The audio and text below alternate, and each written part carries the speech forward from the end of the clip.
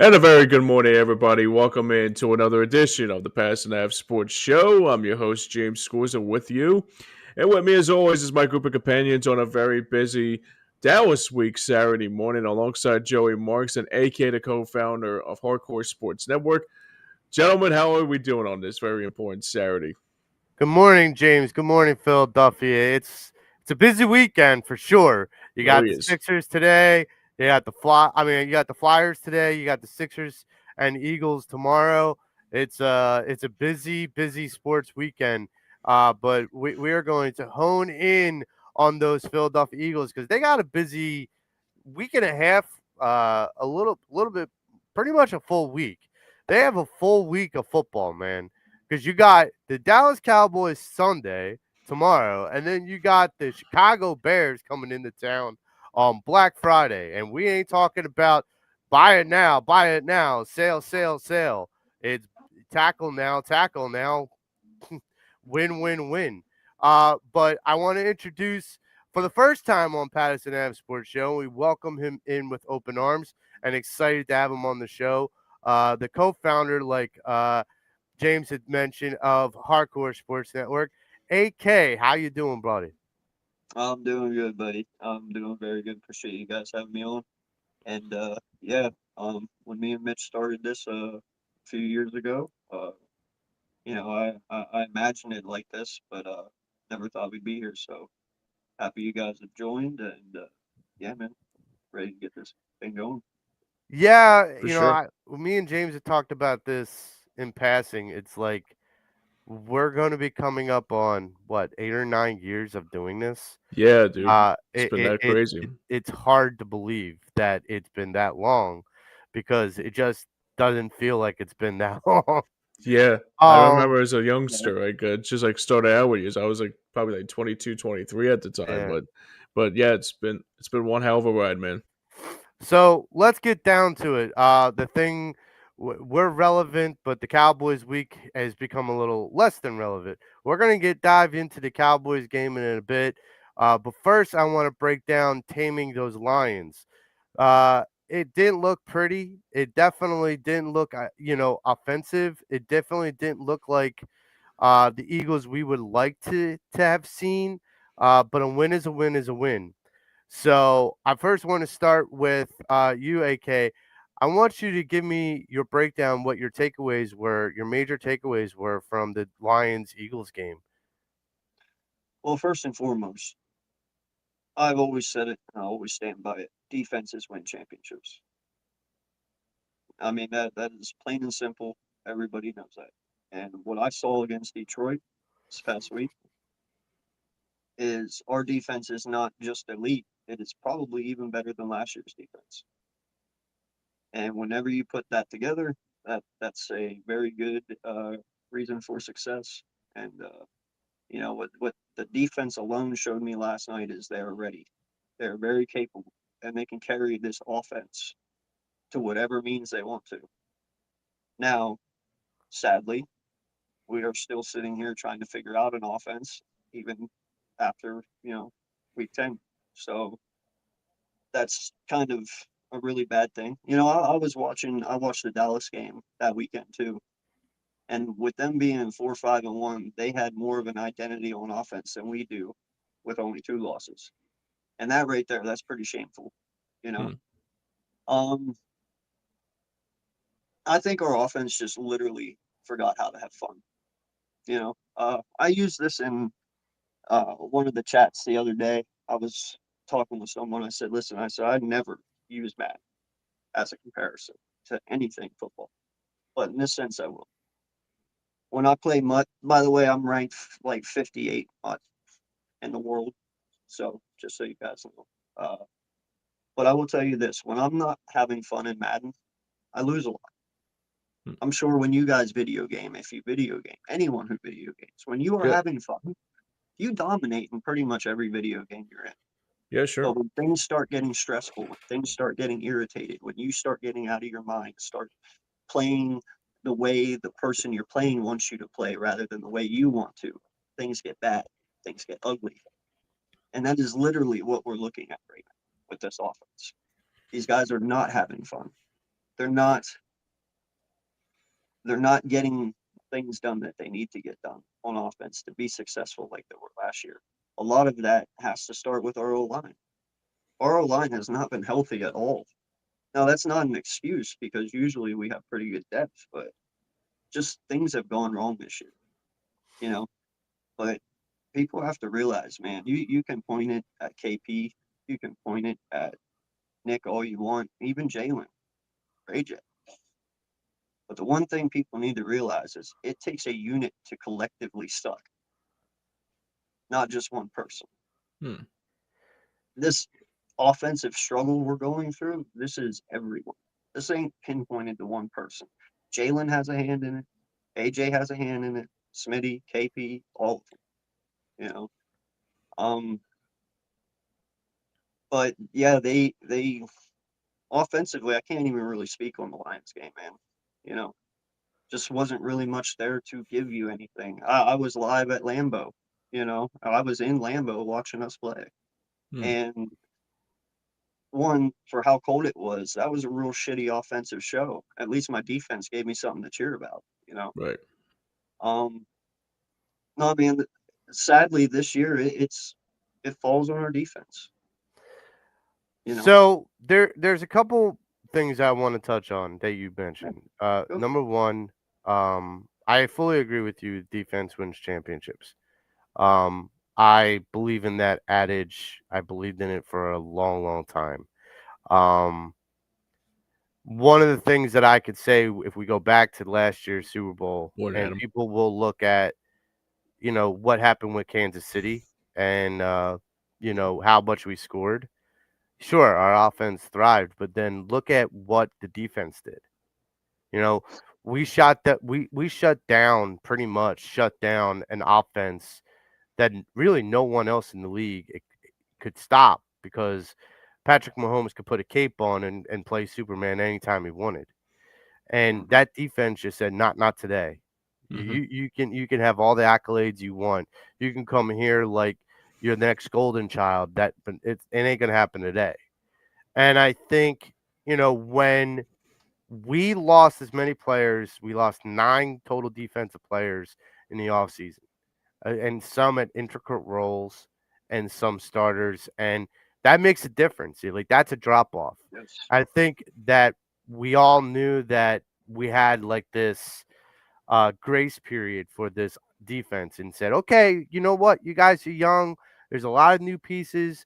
We're not giving you a complete pass. Like, we're not asking you to lay down, but we're giving you a kind of a pass. Like, we're not expecting you to be like last year. Now, I will agree with you that they have shown that and more. Like, and the other thing I'm going to mention that you say that you mentioned was, it takes a unit.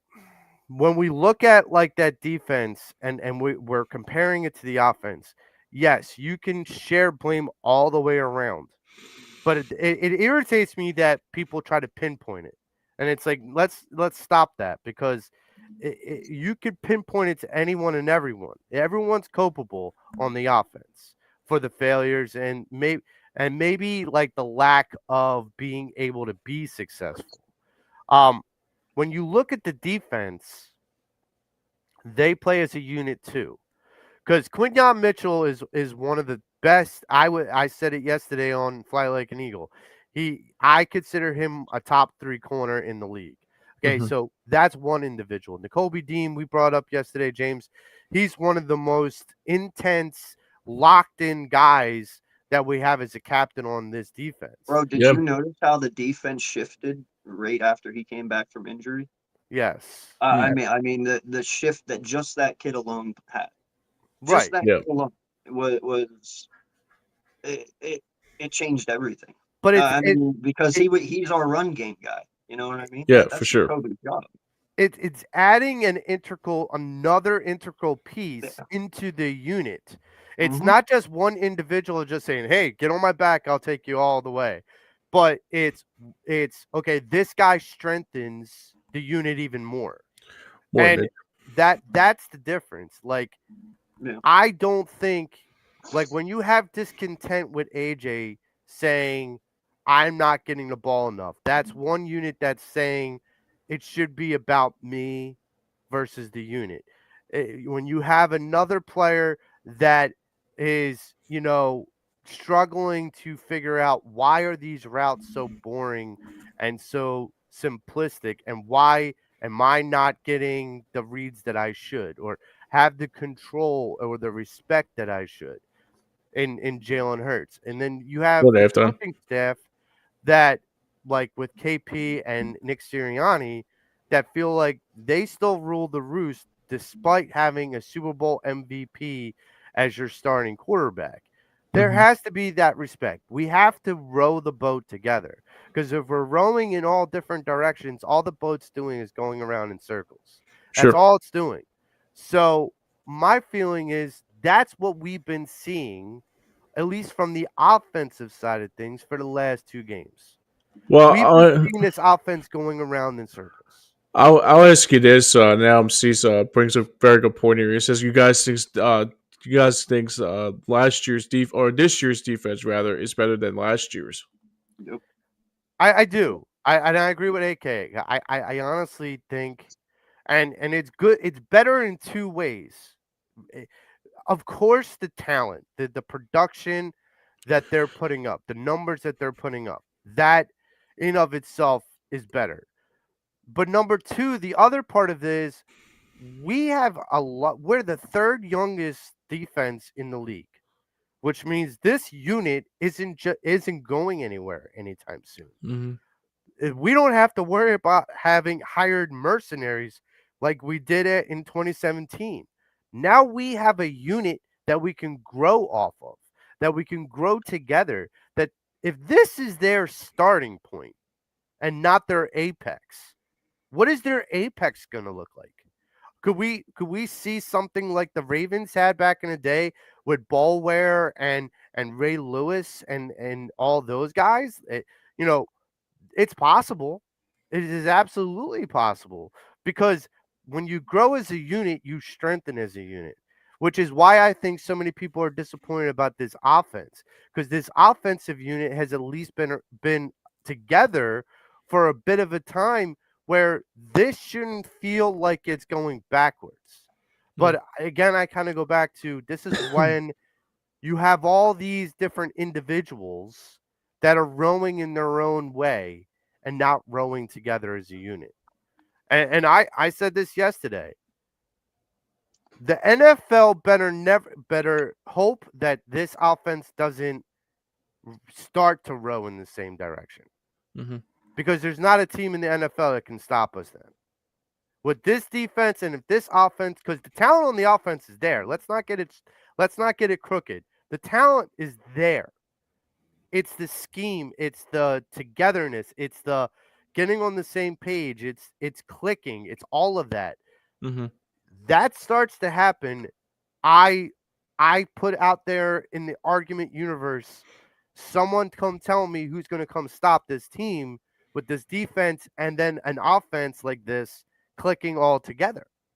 Like, I find it hard pressed for anyone to come in here and do that. Kansas City, that kingdom is falling. Okay, the Seattle Seahawks are a paper tiger, and the LA Rams still have Matthew Stafford as their quarterback. Right. So in the NFC alone, I'm not fearful of anybody. In the AFC, sure, I'm not fearful of Josh Allen. Why? Because Josh Allen has proven more times than not, when the lights get brighter, he gets smaller. So that's one of the reasons why I have so much confidence in this team. And then I feel more encouraged as long as I start to see progress. And we're going to get into the Cowboys and the Bears game in a minute. Uh, but that's what I really want to see moving forward. I want to see this offense. Okay, we're not clicking. How can we start making strides to start clicking? Hmm. Because once we start making strides to start clicking, and this defense is still doing what they're doing, this NFL is going to be in a lot of trouble. I don't think So, it's going to happen. I'm sorry, what was that? I don't think it's going to happen. You don't think it's going to happen? Nah, You man, know, listen. I think our offense is what it is at this point. If it was going to change, it would have already done it. Um, Mm-hmm. you okay, gotta have, I'm you going to gotta push have. back on that though, because we Okay, have seen glimmers of it changing. We've just seen it revert backwards from time to time. I get what you're saying, man, but listen, you gotta It- have some belief in what you're doing. What when you are out there as a player playing football, whether it's defense or offense, you have to one believe in your coaches and what they're preaching and their scheme and how they do things. You got to play with determination, with will, with desire. You got to believe in everything you do out there. I mean, this is the ultimate team sport. Not only do you have to trust the people you're out there with, but you have to, yeah, you have to be there and you have to be able to do it. And I understand we have the talent on this offense, dude, but you can clearly see there is not one player on this offense that believes in anything that we're doing when it comes And to play do you calling. And think? that there is what's going to cripple our offense. And that's why Okay, it's never going to get going this year. There's a difference between KP and Moore last year. Moore no, came in here with experience from Dallas and the Chargers. I It's a lot easier to sit here and turn a team around in 5 or 6 weeks when you've been there and you've fallen flat on your face and you have failed and you've seen the other side and you've came out better than what you went in. KP has never struggled. He's never called plays. He's never done anything like this. This dude is literally trying to change and do this offense and keep his players in the right frame of mind, all this shit while trying to learn how to be an OC. hmm, Like, I understand that you guys want it to go, but this guy doesn't have the experience enough to do it. Maybe next year when he's here, because I well, promise you, he ain't going nowhere. well, No, I if somebody takes him as a head coach, I'm laughing. Truly. well, I well. will laugh. Go ahead. Here's where I'm at. Okay, I if we are trying to fix this now, and I still feel like there is a way to fix it now, and I still feel like there is a quick fix, but there's got to be people on board to do it. Mhm. I don't understand, and I've seen this through decades of the NFL, where an accomplished quarterback and a coach get together and say the reins are yours. Just don't make us look like fools. Don't don't make both of us look like fools by the decisions that you're making. I trust you. Jalen Hurts has taken us to two Super Bowls, won one, and become a Super Bowl MVP. This is a guy that in the beginning of 2021 was the 29th ranked starting quarterback according to CBS Sports. Mm. Okay. This is a guy that got no credit whatsoever and still gets scrutinized by all the pundits. Now, here's my thing. The lack of respect that he gets in the media, that's one thing. But if you can't garner respect from your coach, if you can't garner respect from the people in that building enough to trust you to take the reins, look, Kevin Patullo, we are in agreement. His scheme isn't good. I mentioned this on Fly Like an Eagle, and I'll mention it again. The average for a position coach to move up the ranks to a coordinator is average of 8 years. Kevin Patullo has been a position coach for 18 years. And only now did he get an opportunity to become a coordinator. That's not by accident. Other teams can poach him for a coordinator if they really thought he was good enough, but they didn't. They didn't see enough. Okay. Now, because he has a relationship near Nick Sirianni, buddy, hey, we're going to just move you on up. Fine. You give him that respect. You give him a chance. Fine. But he's failed. And you got to call failure a failure. But you have the answer right in your backyard. The only difference and problem is you're not willing to pull the trigger because you're afraid if you take the reins away from Kevin Patullo, then you are openly admitting that it was a bad decision, that it was a Wait, who are we bad talking hire. about here? Nick Sirianni, Howie Roseman, whoever Okay, listen. whoever I, had that I decision. get let's dive into this then, because listen, I think we all can sit here and we can all say that we love Nick. All right, he is a good head coach. He is a great head coach for this team. He keeps he's a validated cheerleader who keeps my team grounded. Okay, and I love that about it. There's nothing wrong with that. And why I call him a cheerleader is he doesn't call his own offensive plays and he doesn't call his defensive plays. He is a glorified cheerleader on both sides of the football. Nothing wrong with that. There's other coaches in the NFL exactly like him that just aren't as good as him doing it. Now, this is where my frustration with Nick comes in. Remember a few weeks back, whenever he was asked if he was going to call plays, he was downright scared. You could see it in his face. You could hear it in his voice, his whole demeanor. He was downright scared to take that playbook from KP and try and make the offense work. He just wouldn't do it. This is why I have an issue with Nick. I don't want him fired, but I have an issue. Okay. Okay, but I When think you're you're misconstruing what I'm saying. well, I'm let not me finish saying here.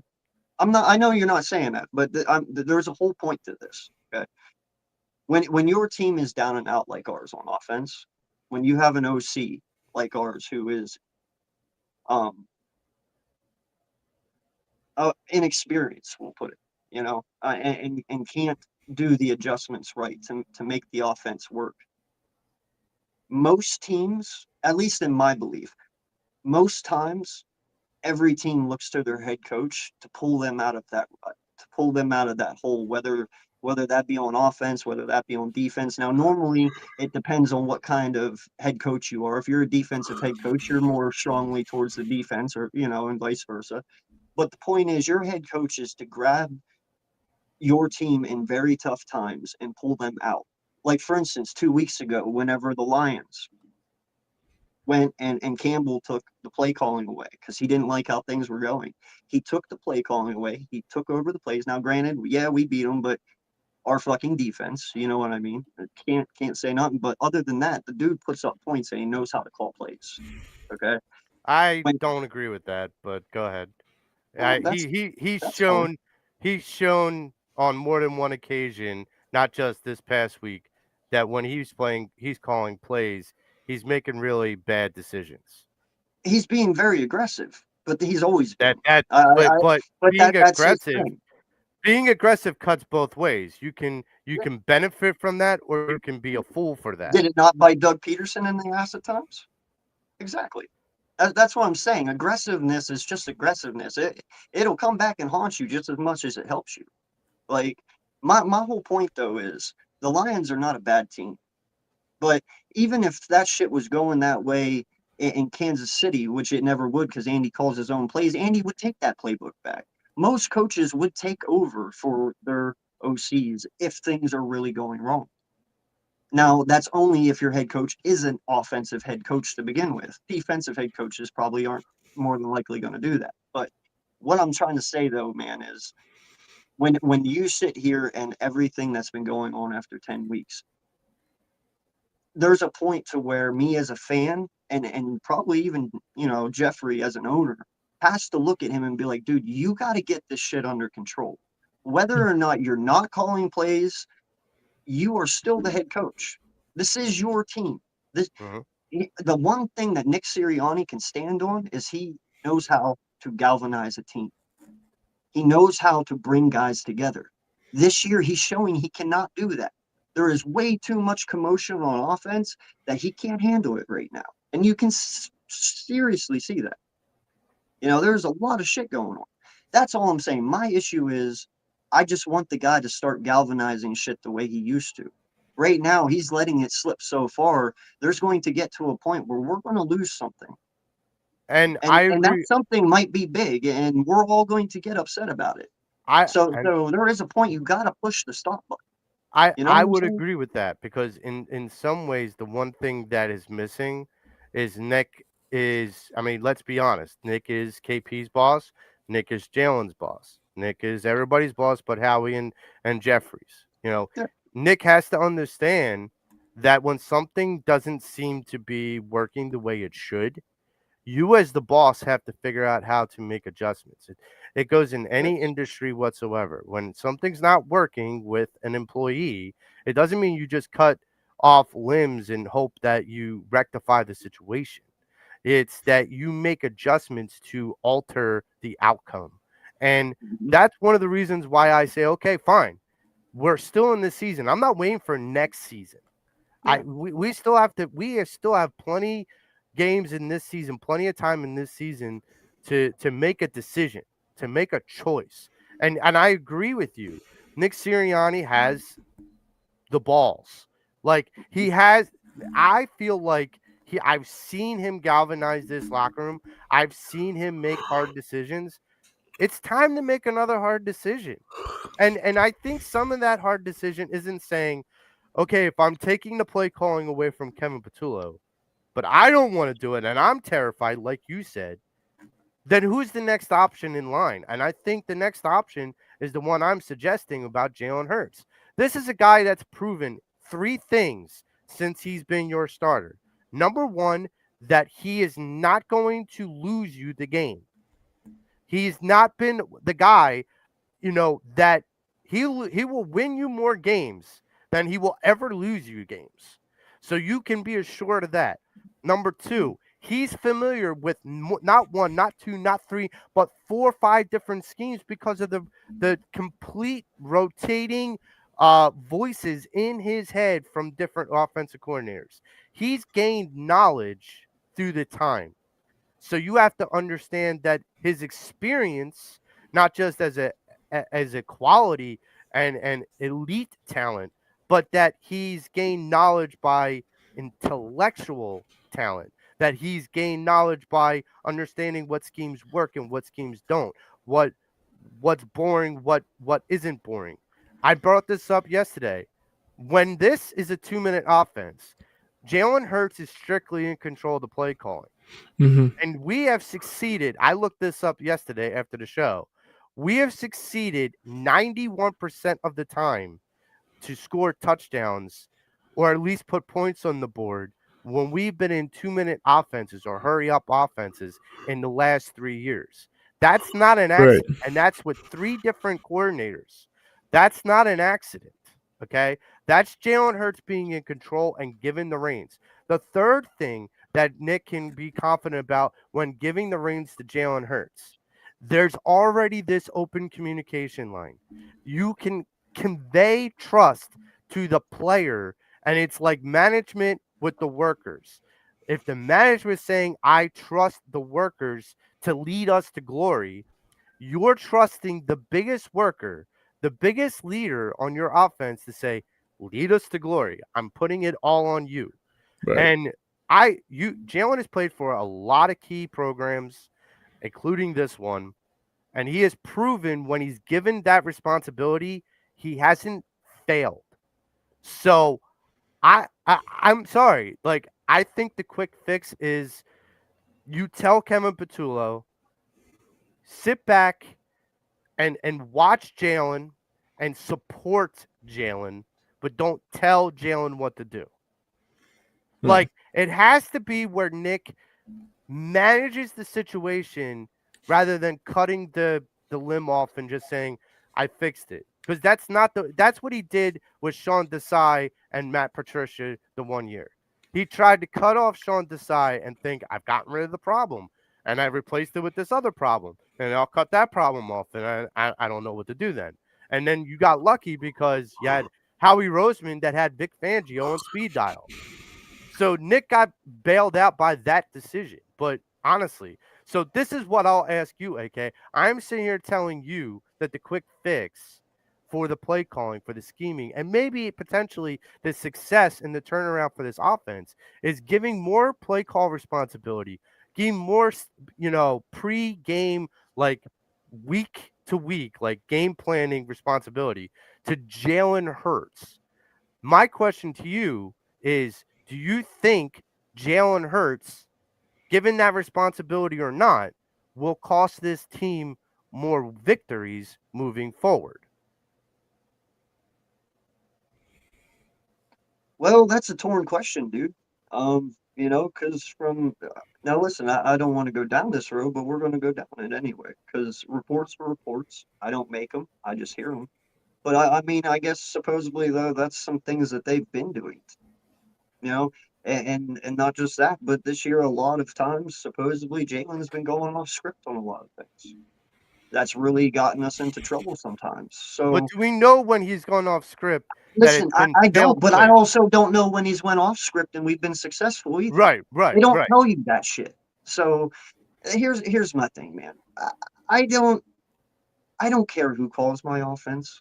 I don't care if it's Hurts. I don't care if it's KP. I don't care if it's Nick. Hell, let Howie do it. I don't care.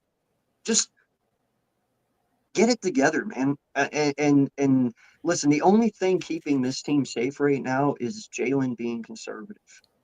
Jalen not throwing interceptions and not messing up. As long as our offense does not mess up, as long as our offense moves the ball like it does, and we limit our mistakes, we will be just fine. Now, granted, I don't want to say that. I really don't want to say that. In all honesty, this team reminds me of Kansas City last year with a lot better talent. Hmm. I'm not even playing. Our offense looks like KC's offense last year with those crappy fucking wide receivers So you and say a it's really gonna stout cripple defense. down. So you're saying it's gonna cripple down like how it was with Kansas City. Like not saying I that won't. like I won't say. I won't say crippled down like that. I feel if we get to the Super Bowl with this team, we'll win. You yeah, know, it's not like that. I'm saying just comparison wise. You know, yeah, the I'm with same you. way that I'm comparing Saquon Barkley right now to DeMarco Murray when we got him from Dallas back in Ooh, 2015. oh man, Yeah, you know, like listen, man, 2,000 yards in 1 year and almost 400 carries in one season is a career ender. It is a career crippler. It's been done. Unless your name is AP, you don't come back from it. You know, Adrian Peterson is the only man to tear his ACL, rush for 2,000 yards, and still come back and keep going. No Unless your one's name is ever done Jamal that. Lewis. Huh? Unless your name is Jamal Lewis, who also did something like that and came back from Um, ACL and ran for 2,000 yards and whatnot. And like, yeah, here's the thing where I'll but disagree with you. I don't think go. it's a fair comparison for DeMarco Murray and Saquon Barkley because DeMarco Murray never rushed for 2,000 yards. Number one, yes, before he came here, the Cowboys ran him into the ground. I don't believe that the reason for Saquon's lack of success, and you mentioned this earlier in the show, AK, has been solely just on Saquon. I'm not saying it's not on Saquon at all, but I don't think it's solely on him. Not having a very consistent offensive line and having continuity on that line, it's not opening up the holes that he had last year. If you go back to the tape, the holes now this year are not even close to the way that they were before. Not to mention, we go back to the scheme. They're running more in between the tackles where last year he ran more on off the edge. And that opened up more space for Saquon. When you give that guy space, he makes things happen. Backwards, jumps, all these other kinds of crazy stuff. And like that's where I think we can all kind of go back to why this offense sputters. We can, yeah, we can pinpoint all these different individuals that are having down years. I'm But sorry, man. You can't make me believe that just because we're sending Saquon Barkley in the middle that is why we're not being successful in the run game. Dude, I Saquon is from my hometown. I played football against LaShawn McCoy. No lie. I am that old. Okay. wow, I played football in the championship game here in Hershey, Pennsylvania against LaShawn McCoy when it was Carlisle versus Bishop McDevitt. I promise. I was a wide receiver. He was a halfback. And I wow, remember watching him run for 300 yards on my defense in high school. Okay. I remember watching Saquon Barkley my whole childhood. Okay. okay. I'm telling you right now, dude, Saquon Barkley has no problems outside, inside. Hell, send him backwards and then forwards.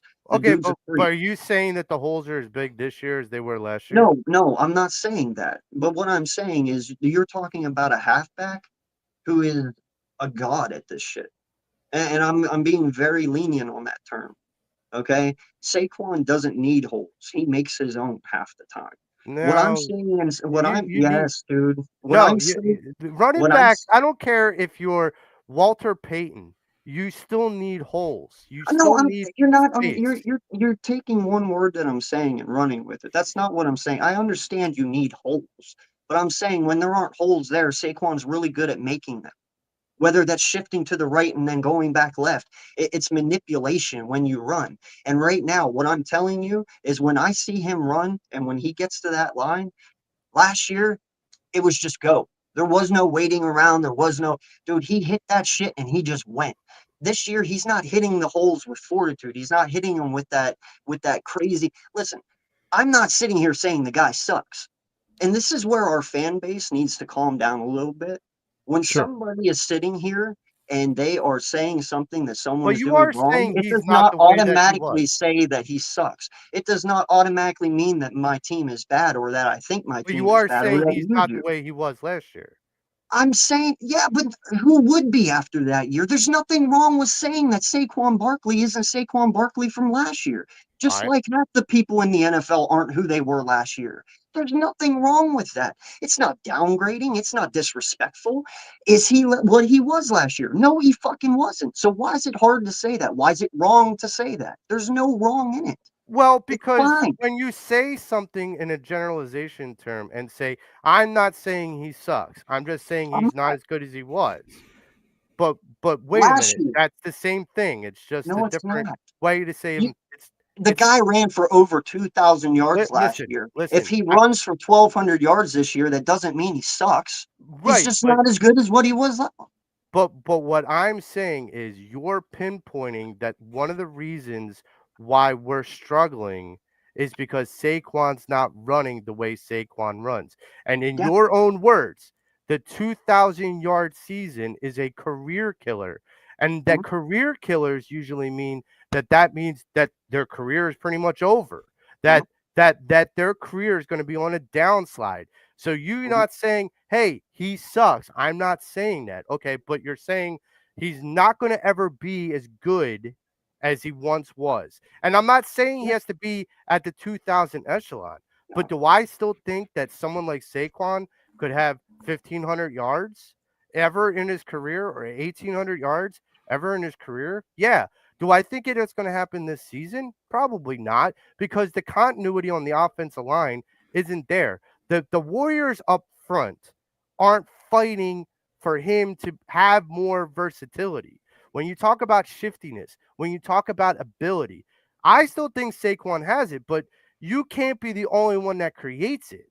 If the offensive line isn't helping create it, you're a mercenary. You're a man on one man lone wolf mission, and you are just trying to make things work. Look, this is a guy that isn't doing 15 yards a game. This isn't a guy towards the end of Miles Sanders' career here in Philadelphia who was doing well but needed to get coddled in order to do well. Needed to have an offensive line that was the best offensive line in the NFL in order to have a 1,400-yard season.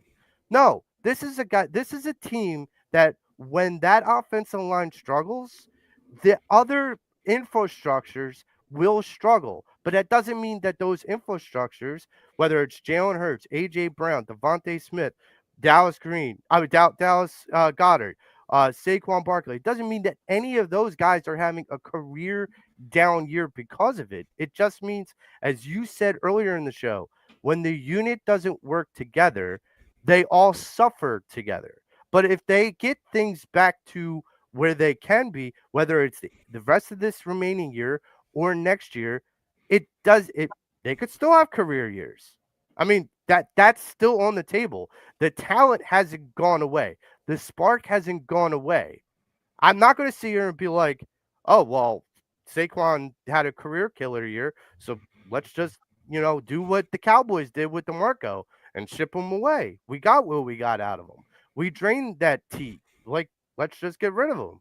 Like, I heard the whole adage this whole week that from people on sports talk and whatnot that Jalen Hurts had given us all he can give us. Now let's give Tanner McKee the reins. I'm sorry. What is going wrong with Philly fandom that we're even like entertaining that thought process? Why don't we I just mean, give It shouldn't even be Tank, shouldn't even be Tank in the vocabulary. why don't we when just you give when Tank you win as Bigsby the much cat? as we do, man, every fan thinks they have every answer. Yeah. Listen, I understand what you're saying, and by no means, listen, Saquon can easily hit 1,000 yards again. Not an issue. That's not what I'm saying. But the kid is 28 years old. He is getting older each and every year. Okay. I'm just saying, if the kid gets 800 yards this year, don't be surprised. When he comes back next year and he gets 800 to 1,000 yards, don't be surprised. It's only going to level out from here. I understand what you're saying, but listen, man, that halfbacks, it takes a very rare breed to last as long as AP and Frank Gore and all them. I've heard that Very rare before. Yeah, breed. you're right about that, dude. Yeah, but Very. King had, but there are some anomalies too. You will agree with that. Like you mentioned AP, Yeah, I no, mentioned I Jamal know Lewis. there is some, and I'm not saying that he's going to be that guy. In fact, I don't even think Saquon needs to stay in the league for 15 years. The dude's made enough money already. He doesn't need to be here that long. Yeah. My point is that it is okay to say some of these players are not playing up to their standards. It is okay to say a player is not who they were from last year. This whole team is not who they were from last year. Mm-hmm. None of them are. And to be offended by somebody saying that is just preposterous because it's not wrong. I'm Well, not wrong. let me be He is clear. not Saquon from last year, I not let even close. Our O let line is nowhere near from last year. Jalen isn't. Jalen is probably the only person on offense playing the capability that he played last year, and maybe even a little better because of his touchdown to interception ratios. let Okay. me be clear. I'm not saying by any means that I think that it's wrong to just write a guy off or disagree No, with that they're I having a feel that down you year. could put someone down as a fan and us as podcasters, okay? When we sit up here and we are lecturing about somebody, whether that be Saquon, whether Hold that up, be hold up, hold, Jalen, hold whether up. that Time be out. AJ, I'm not we putting we, we anyone down. no, I didn't say that. I said lecturing. When we're lecturing up here about these people and we're talking to them and when I mean we're putting them down as in like their play. That's what I mean, like how they played this past week. Like whenever you sit there and you tear it down and you say the negative things. The negative things, I want my team to hear it and I want them to take what I say and build off of it and get better with what I'm saying. I'm only showing you what I see as a fan, and then I want you to build off that. Negativity does not mean that I hate you. Negativity means I want you to get better. And So that's the way I look at this. Whenever we sit up here as content creators and we call players out, it isn't because we hate them or that we don't want them here. It is because we want them to get better as individuals and as players to help our team succeed. So when I so sit up here and say Saquon isn't who he was last year, that's okay. But I want him to find that guy again because I know it's in there, and I know our offensive line is there too. I've never seen a Stoutland O line this bad in my life, but for so once we have it. So my just everyone my needs to find it. my trait by profession is a teacher. I'm a teacher for high school students and whatnot. Mm. Um, there was something I learned early on in my education that I take with me everywhere because I feel like it translates everywhere, whether it's coaching, podcasting, teaching, like anything. You give three elements to how you evaluate something. You give the criticism, you give the compliment, and then you give the progress. Meaning you give them something that you rip them down for something they're doing wrong, but you build them up by complimenting about something they're doing right. And then you give them something that they can work towards, that they can work on. And I think if we're doing that about Saquon, the criticism is that he's having a down year. The That's another thing you can compliment say. is that he's had a great career year last year, so we know at the apex what he's capable of. Well, actually, The wouldn't his compliment be he's the best leader we got on this team? That's actually the compliment. Well, I think he works in conjunction with other good leaders on the team to complement the message. I think it takes more than one man to lead a 53-man roster. But the progress in which I think Saquon needs to make, and this is where I think we're both on the same page and saying the same thing. I think, is that we both, if we known what his apex is, and we know maybe where this is his basement, where this is his floor, we know that there's a possibility that next season or even the remainder of this season that he can get somewhere in between. Mhm. Like he Yeah, can still for sure. aspire past the floor, maybe Mhm. not hit the apex. Mhm. And Yeah. so that's where I would evaluate it.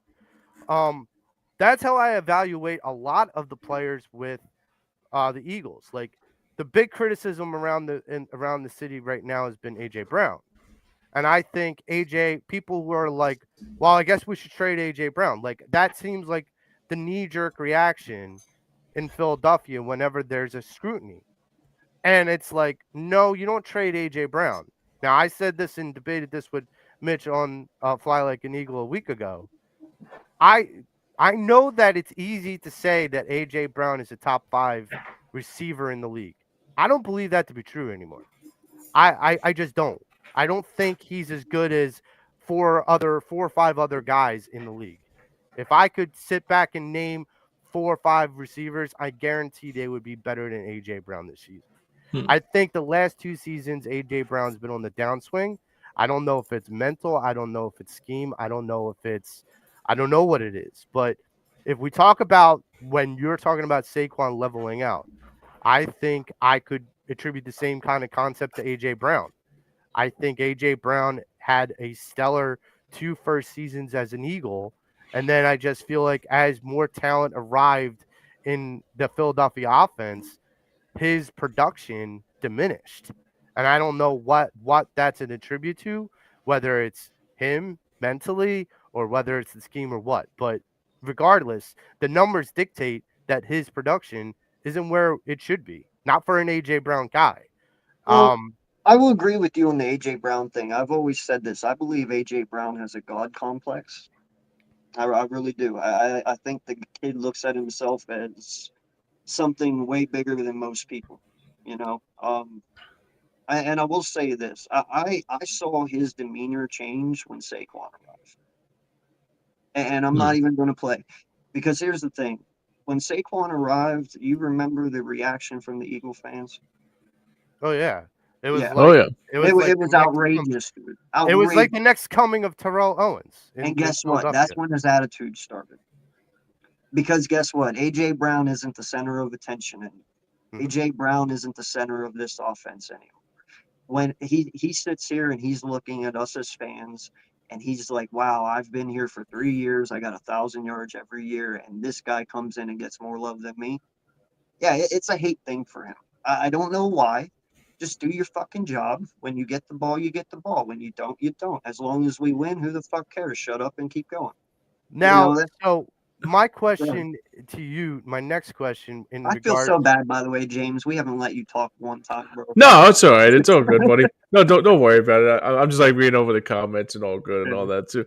No, but yeah, you make a good point about the AJ thing with but I think the thing I take out of it more than anything, I think it's probably I think it's more of a jealousy thing with AJ at this point. I think it's probably more jealousy with I mean, then again, I mean, maybe it's something up here that's not right. Maybe it's probably he's going through like a mental withdrawal or something like that, if that's the right terminology for it. But I guess I mean the other thing too is yeah, I mean, but you guys make very good points about the Jalen thing and all that too. I mean, I brought up yesterday about Kevin Patullo about all the with the whole circumstance of how the offense has looked kind of like the 2023 offense, like Mike Peppernick brought up here too, and he said basically they basically had the same level of offense that had no identity and basically had to be more like sticking it more to try to get back into that groove.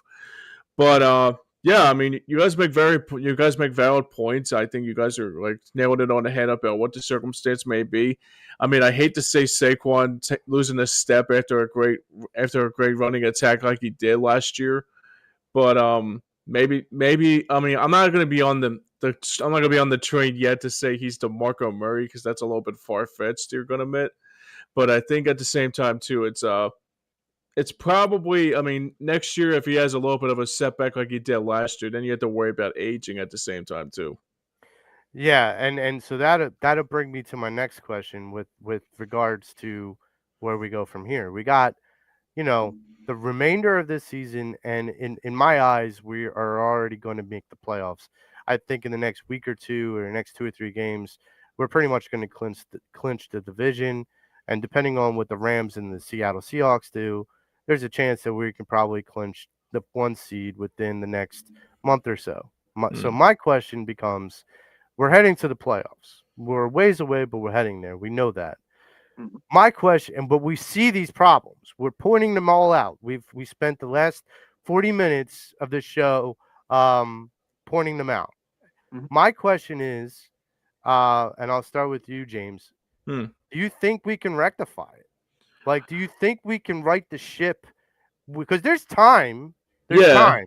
But do you think, and it is doable, Oh, you have this very accelerated week with Sunday and Friday, but then we don't play again until I think it's Monday Next Monday. next Yeah. Monday. Yeah. So it'll No, be like a no, we little play bit of a Black bye. Friday, guys. We play Black Friday. No, I know, but Yep. after Black Oh, Friday we play Monday. It'll be a okay. little bit more than a week Oh, after that we play.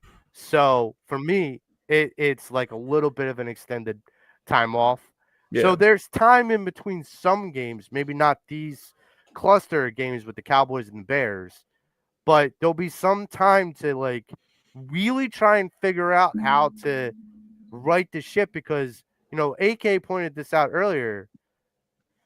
We have time, but once we get to the playoffs, if this is still in what it is, we're not going to, we're not, every team that's going to give us their best shot in the playoffs, if this is what it is and we're still in disarray, this isn't going to end well for us, Yeah. regardless of the defense. So my question to you, James, is do you think we can right the ship before the playoffs begin? I mean, it's a good question. Obviously, how the Eagles have played the last handful of weeks and all that, but I'll say right now. I mean, I look at other teams in the NFC that like are compared to the Eagles, and I don't see any teams out there that are going to be like I mean, yeah, you talk about gauntlets with the beginning of the season with the Chiefs, and then you bring and then the other teams that you brought up in that week three from weeks 2 to 3, 4. But and then you got the gauntlet with the Packers and the Lions, and I mean, but then after that, it's kind of like it's a clean sweep for the Eagles. Going to admit, I mean, yeah, sure, the Chargers are like finding their footing a little bit after that 2 game swing with Dallas, and also the Bears on Black Friday. But I mean, right now it's like basically like they're facing their own destiny. I mean, that's the only thing that I take out of it is that if the Eagles find a way to win games like this at the same time too, but also look to try to find a way to become more consistent at the same time too with the offensive scheme and all that. I mean, the defense. I said it yesterday. If the Eagles go back to another Super Bowl and win it, it's because of that defense more than anything. I think that's going to be the biggest key here. So yeah, I'm in there. I'm right there with you on with you on that AK. But so yeah, I mean the other thing too is like if the Eagles win these 3 games like in a matter like the Dallas game, Chicago game, and the Charger game, then we're going to probably be looking very good for that number 1 seed early on in the season. Early on in the postseason, and we don't have to worry about playing a postseason game in the wild card round, and always have to worry, and then we'll worry about the bye week, and also try to recharge, and then maybe that's the other thing too, because I thought about this too. What the hell was that? I'm sorry about that. Oh no, my. it's okay. Yeah. Okay. That's what kind of a morning I've had technical glitches and cat meowing and like it's Moments could tell you that story about my cat being You a need pain in some the ass. coffee, huh? Yeah, I definitely need a coffee for sure. Yeah, definitely coffee with something else in it. Well, let's shift back. Anywho, yeah. But if the Eagles get this number 1 seed, then they're looking very good. Then they'll look very good in the post. Then, I mean, maybe the other thing too is that they're probably saving that offensive, like conservative offense, and probably waiting until like the postseason comes around, and then they'll just like tear it up like that did last year, like the close games they had with Green Bay and obviously with the Rams, and then that championship game, then they just like rip the cover off the. So I mean that's the thing. I mean I think I'm not worried about it, but if they start to have a real like bad setback with Stoutland offensive line with Lane Johnson being out, that's the one thing that's going to concern me a little bit going into this game this week without Lane Johnson. And even going, if Cam Jurgens doesn't go, then it's another week without your offensive line too. Yeah. AK, same question to you. I mean, we got time. I'll be the negative guy here, man. Yeah.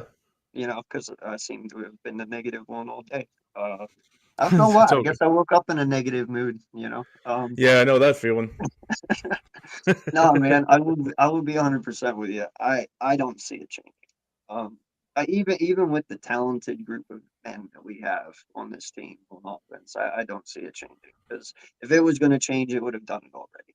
And I know, all honesty, that is the way I truly look at it. I don't want to be that guy, but I will hold that torch. If they get it together and they make me look dumb, hey, I'm all for them making me look stupid. That's So the way. do it if you can. Do it. But for me right now, looking at this team, first and foremost, you can tell that it's all off between the players themselves too. So it isn't just the KP issue in the scheme. It is the players as well. And I don't know, man. They can. They just don't look like they have the drive or the will or the desire to want to do anything on offense. Mm-hmm. That's why I said, man, our season falls on this defense. Coop and JD and Carter and all these Georgia kids, they know how to win. They love winning championships. They did it in college. They're doing it here. Right. I'm just let it up to them, man.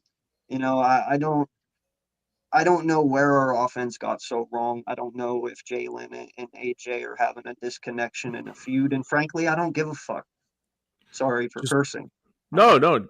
This is like I say this all the time. It's a not family related show, but at the same time too, we keep it. Well, I am even uncensored, so Yeah, that's what I'm saying too. I'm pretty uncensored too. If you ever see my stick, me and Joey's stick with my rant and raves about on Fly Like an Eagle, I keep a little the new try normal. To keep the new normal. There you go. Well, I'll tell you that's true. I remember a story of mine. I actually coming back. I never heard this guy go off like and I went pessimistic and ballistic at the same time too, dude. It was the quiet, innocent guy in the corner that just like gives his opinion and just learns from people around him. I tried to tell you during the week. I said, dude. But then you say the new normal, and the guy gets the cigarette out, and he turns into Andrew Dice Clay, and he starts dropping F-bombs everywhere. And I'm like, I was sitting next to the guy in the studio. I'm like, where the hell did this come from? Are you sure it wasn't Andrew Dice Clay or was it Lewis Black? Whatever, dude. You just went ape. And I'm like, everyone in the studio, we had like 5 of us there. And the other 4 of us were like looking at James with our mouth like on the floor. Like, no, you go ahead. Like, he's like, I'm sorry, I did them. No, go ahead. Look, I tried to tell you. I said, dude, I'm coming in here, coming in hot, and I didn't, and I'm not gonna lie to you, Joe. Like, I had some doubters, and I said to myself, okay, you want to tell me, fool me once, shame on you. Fool me twice, shame on me, right? Well, fool me twice, 3 times, that shit's on you. I hate looking stupid, bro, and I hate my foot in my mouth. Oh, yeah. Oh, hell yeah. Well, no, I get it. Here's my theory, and I guess I'm playing both sides a bit. And here's what I say. So I meant to say this yesterday at Fly Like an Eagle, but sure. So AK brought up about the reports, and the reports are the reports, and I got nothing against D-Gun. But I was going to ask you about that too. There was something that someone brought up that made a lot of sense. So D-Gun had these reports, but do we really know how long he's had been sitting on this information? It's opportunistic that he releases these reports, or he says these reports after Jalen has a very malign game. It's very opportunistic of a reporter who has been fired by NBC, by most of the people has had to revert to podcasting and just, journalism. And he's decorated, don't get me wrong, and everyone thinks highly of him, and I have nothing against Derek, but I think it's very opportunistic of a guy who's trying to get his name back in the stream of news, the stream of consciousness, to be very opportunistic, because we don't know what the reports exactly say and exactly are, and we also don't know how long he's been holding on it. Now, Well, I'll I say I this. I could say this. I have a inkling of I know who his source is. Hmm. And my inkling is that I think his source is Brandon Graham. Hmm. Because it's very interesting, because Brandon Graham and Derek Gunn have been close for a very long time. Mm-hmm. Derek Gunn always has somebody, reporters in general, not just Derek Gunn, have sources within the locker room, Mm-hmm. players that they buddy up with.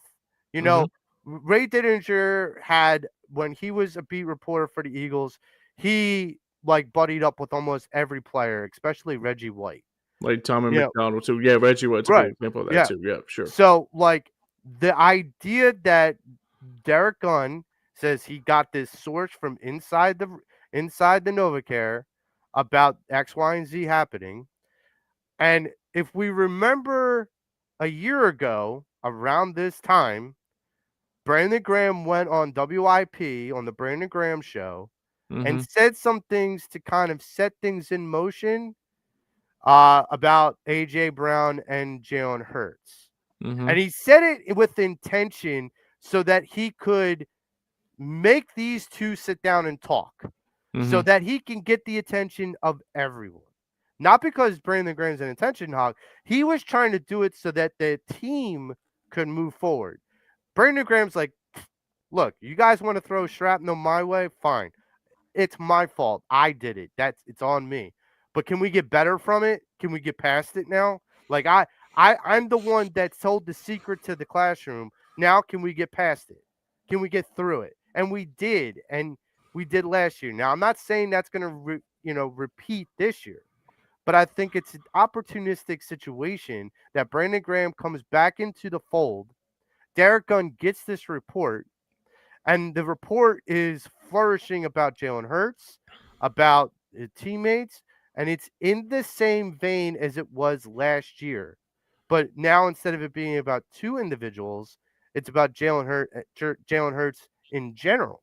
And maybe this is, again, if Brandon is the source, that he's trying to be the agitator, but in a positive way, not in a detrimental way. Now, that being said, this is where I think that if that were the case and we move forward now, we look at the Cowboys, and we're going to talk a little bit more about them in a minute.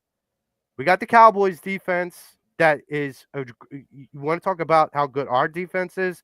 Their defense is the exact opposite. Right. So this offense has opportunities coming up in the coming weeks Mm. against teams that are not good on defense. And sometimes, especially in the Las Vegas Raiders consideration, they're just not good in general. The Commanders, we faced twice. They might be packing it in well before we even get there. And Buffalo, well, their offense is good with Josh Allen. Their But what defense Josh Allen you're gonna see? but right, but also their defense is still suspect. So you're going to see this offense, and this is one of the reasons why I think they could, because much like they did with the Vikings that didn't have a good defense, and they did with the Giants, it's about building momentum to the playoffs. The team that does well in the playoffs usually builds momentum towards it. So if these bad teams, I don't want to call them trash, but if these bad teams come along in our schedule and we are opportunistic against these defenses, this offense, even though it might not be scoring 40 points, might be able to be opportunistic against these defenses and gain momentum towards the playoffs. Now, That being said, the first team that we have to go through to gain that momentum is tomorrow's game against the Dallas Cowboys and Big D. Now, there's a lot of storylines leading up to this game. One being Jalen Carter going to get his pound of flesh from Dak Prescott from from opening night. You know, I think Jalen Carter is going to either open the lanes for other people to take that pound of flesh for him, or Jalen Carter just might rip Dak Prescott's helmet off and just say, next time you come at me, you better not miss. Hey, real quick, don't mean to interrupt you. Will you guys take this first question first for me? I gotta go to the bathroom, man. I can't hold Okay. it. Yeah, sure. I'll be right back. Sorry. No So, worries. You're good. I don't want Mitch on here. Let me change that. Hold up. So James, I'll ask Sure. you first. With Sure. this Dallas Cowboys defense being the way that they are, Yeah. Dak and that offense is somehow thriving. And I just think because they do have talent on that team, that offense does have talent. Dak They is a do. good quarterback. I've never said he's not a good quarterback. I still don't believe that in our old argument with our old colleague, Cowboy Dave. Yeah. I don't think Dak is better than Jalen. I mean, But eh, here's what I'm saying: the numbers state differently if you just go by the numbers alone. well, let me Dak is say this. better than Jalen numbers wise. Well, let me say this about Dak real quick, and I know we had this conversation many times with him about like around the time Dallas week, and we all know how it transpired. And I mean, look, we made solid good arguments about it. Obviously, we were coming in with Gardner Minshew and Jalen Hurts. Maybe it would have been a different outcome than it was. Maybe if it was Jalen versus Dak. But the thing with Prescott though, that's pretty. I guess the word that comes to mind is like even though he's been in the league for almost 11 years now and still hasn't reached the NFC Championship game, it's telling you who he is as a quarterback, you know? I mean, it's the same kind of feel I have with Carson Wentz. I mean, that's the same feel I got with Jared Goff. I mean, it's the same thing I feel about Sam Darnold. It's just like the same quarterback in big time position. Like he turns into a different quarterback. I mean, yeah, regular season you can get regular season trophies all you want, but in the postseason, it's like a different animal with these quarterbacks. It's probably the same thing with Josh Allen too. I mean, but with Jalen though, to piggyback what you said earlier about him having like so much success. I mean, they try to. I mean, someone brought it up earlier yesterday on I think it was on Unfiltered on 97.5. Someone said, I think it was like Ricky Bo saying that it's okay. So Jalen Hurts has been around for 5 years or so, and he's gone to a Super Bowl. But how come we're not putting Dak Prescott in to the realization of like why are we trying to compare Jalen Hurts to like soup to nuts to think he's like not all who he is? But Dak Prescott still hasn't reached the championship game in a matter of like the last 10, 11 years. It's just like sometimes like with Jalen, it's like he's got to the pinnacle and he's got to the Super Bowl. With Prescott, he's still trying to reach the championship game. What I'm trying to say is that like this is what he is at this point. I mean, am I right? Yeah, well, this is the argument that I have. I've heard this countless times. We've had this discussion about other people's discussion about like, is Jalen Hurts elite? Is he a top 5 quarterback? And exactly. And then the names that go ahead of Jalen Hurts, like the Joe Burrows and the Josh Allens, the Lamar Jacksons, and what are they even doing? from time to time, a couple years ago, Dak Prescott was up there, and so people kept telling me, well, the numbers don't lie. And I'm like, they do. And they go, well, they don't. They're there. They're there. But you're only reading half the story. When you're reading about passing yards, you're only reading about half the story. Why do those quarterbacks have that many passing yards? Is it just because they're on the field, all the time and they're just throwing 80-yard bombs? No. The reason why those passing yards and touchdowns are increased so much. Like I go back to Phillip Rivers. Guys like Phillip Rivers had like stats that were just obscene during the year. Why? Because he was always down. His team was always down. He was always playing rescue. Look at Joe Burrow and Josh Allen. Look at Dak Prescott this year. Look at Lamar Jackson from time to time. Their defenses, unlike the Eagles, and AK brought this up very poignantly, the Eagles' defense is playing stellar. So Jalen doesn't have to force the issue to score more because his defense is holding the other offense at bay. Mm-hmm. So there's a part of that where it's like, if I don't have to force it, why should I? Why should I give that other team a turnover and give them an opportunity to put defense in a bad position and penalize the defense? You got to think a turnover. If if a team intercepts the ball from Jalen on the 30, like so they can automatically kick a field goal. They're already by being at the 30, intercepting it at the 30, they can automatically get 3 points right then and there. Okay, so you're already giving up points. So in Jalen's mind, it's like if I'm throwing an interception or giving up a turnover and it's costing my defense A, momentum, B, points, especially a team as a whole, but the defense more specifically. Joe Burrow has all these yards because his defense sucks. Dak Prescott has all these yards and touchdowns this year because his defense sucks. He has to throw it all the time. He has to be the hero. He has to be the hero every time. He has to do that. And like that's what I'm saying. I mean, so, that's the point I'm saying. It's just those numbers, as much as people want to say, that's what makes them elite. Those numbers are bloated because you're only telling half the story. Yeah. And so this is where I'm going to add the next question that I'm going to ask.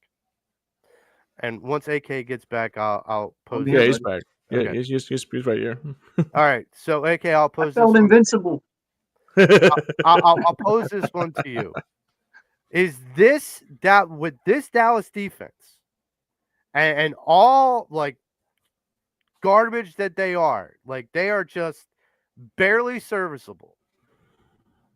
Yes, we don't play well in Big D. That is true.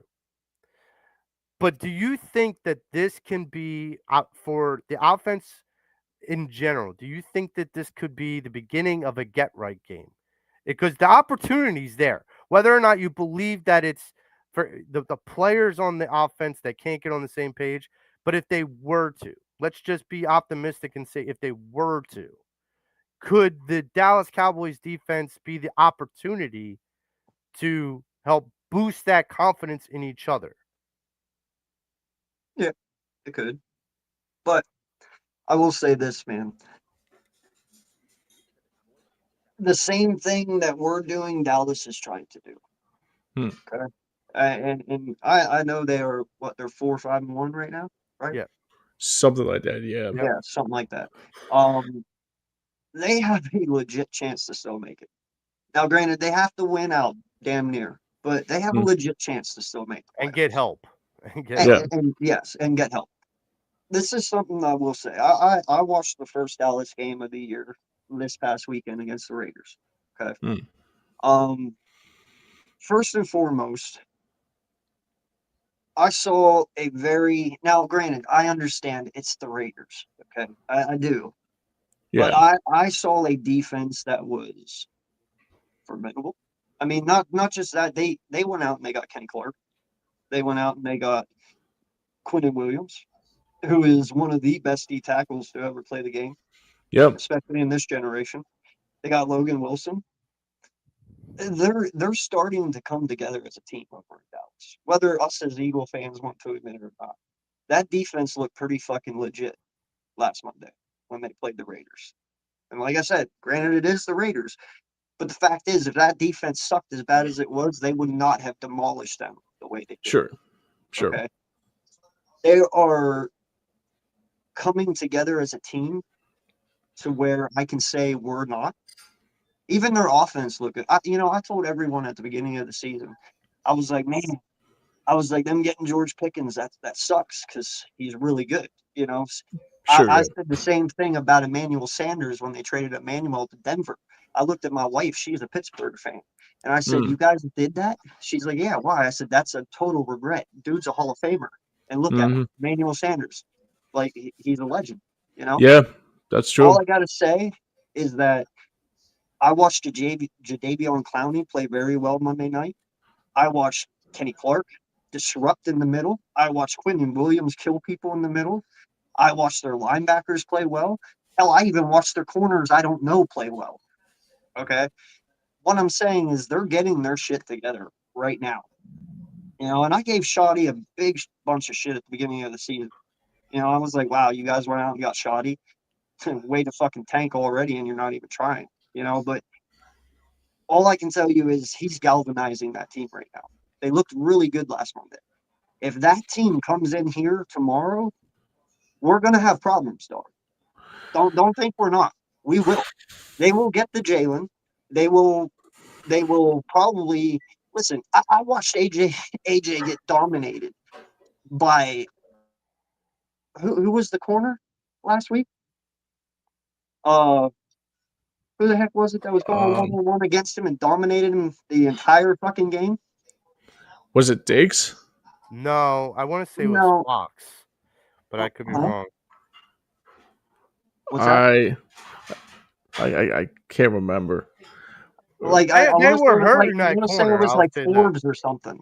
Like Yeah, Yeah. Forbes, wasn't it? they Oh, were the hurting. Raiders. I thought you were talking about the Cowboys. My fault. No, I was talking about last week when we played. AJ Yeah, got the line. dominated by the Lions corner Yeah. over and over Oh, and over oh, and oh, over and oh, over and over.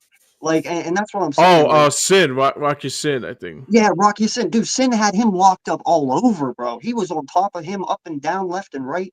What I'm saying is that can happen this week too. And their offense, whether you want to believe it or not, is damn near on the same caliber as ours when it comes to weapons, with two Yeah. wide receivers, a decent halfback, a really good O line, a good tight end. Like if they get it together, this team, and they win out, they'll be a force to be reckoned with. And I Mm, want people to realize that I'm an Eagles fan saying this. I am not a homer. Everyone will tell you I root for this, not the name on the back. I could give two shits about who's on my team as long as you win me football games. Okay. agreed. But what I'm telling you is that team that I saw from Dallas this past Monday, they fucking mean business right now. Mm, They do. Whether you want to believe it or not, whether you want to even to admit it, because I don't want to. But like I said, I've been on a negative stance all day. I might as well continue. My thing is defensively, we got them beat. I will say that. But agreed. Will that I equal just out? also Will that? know that if my offense makes mistakes, Hmm. we could really, really be in for it. And this offense tends to not make mistakes, and the defense, as you said, we have them beat on that defensive front. Like our defense is really good. So I guess my next question to you would be: does that cancel things out a little, or even things out a little? You know, We, if our defense is really good, could it cancel out their good offense?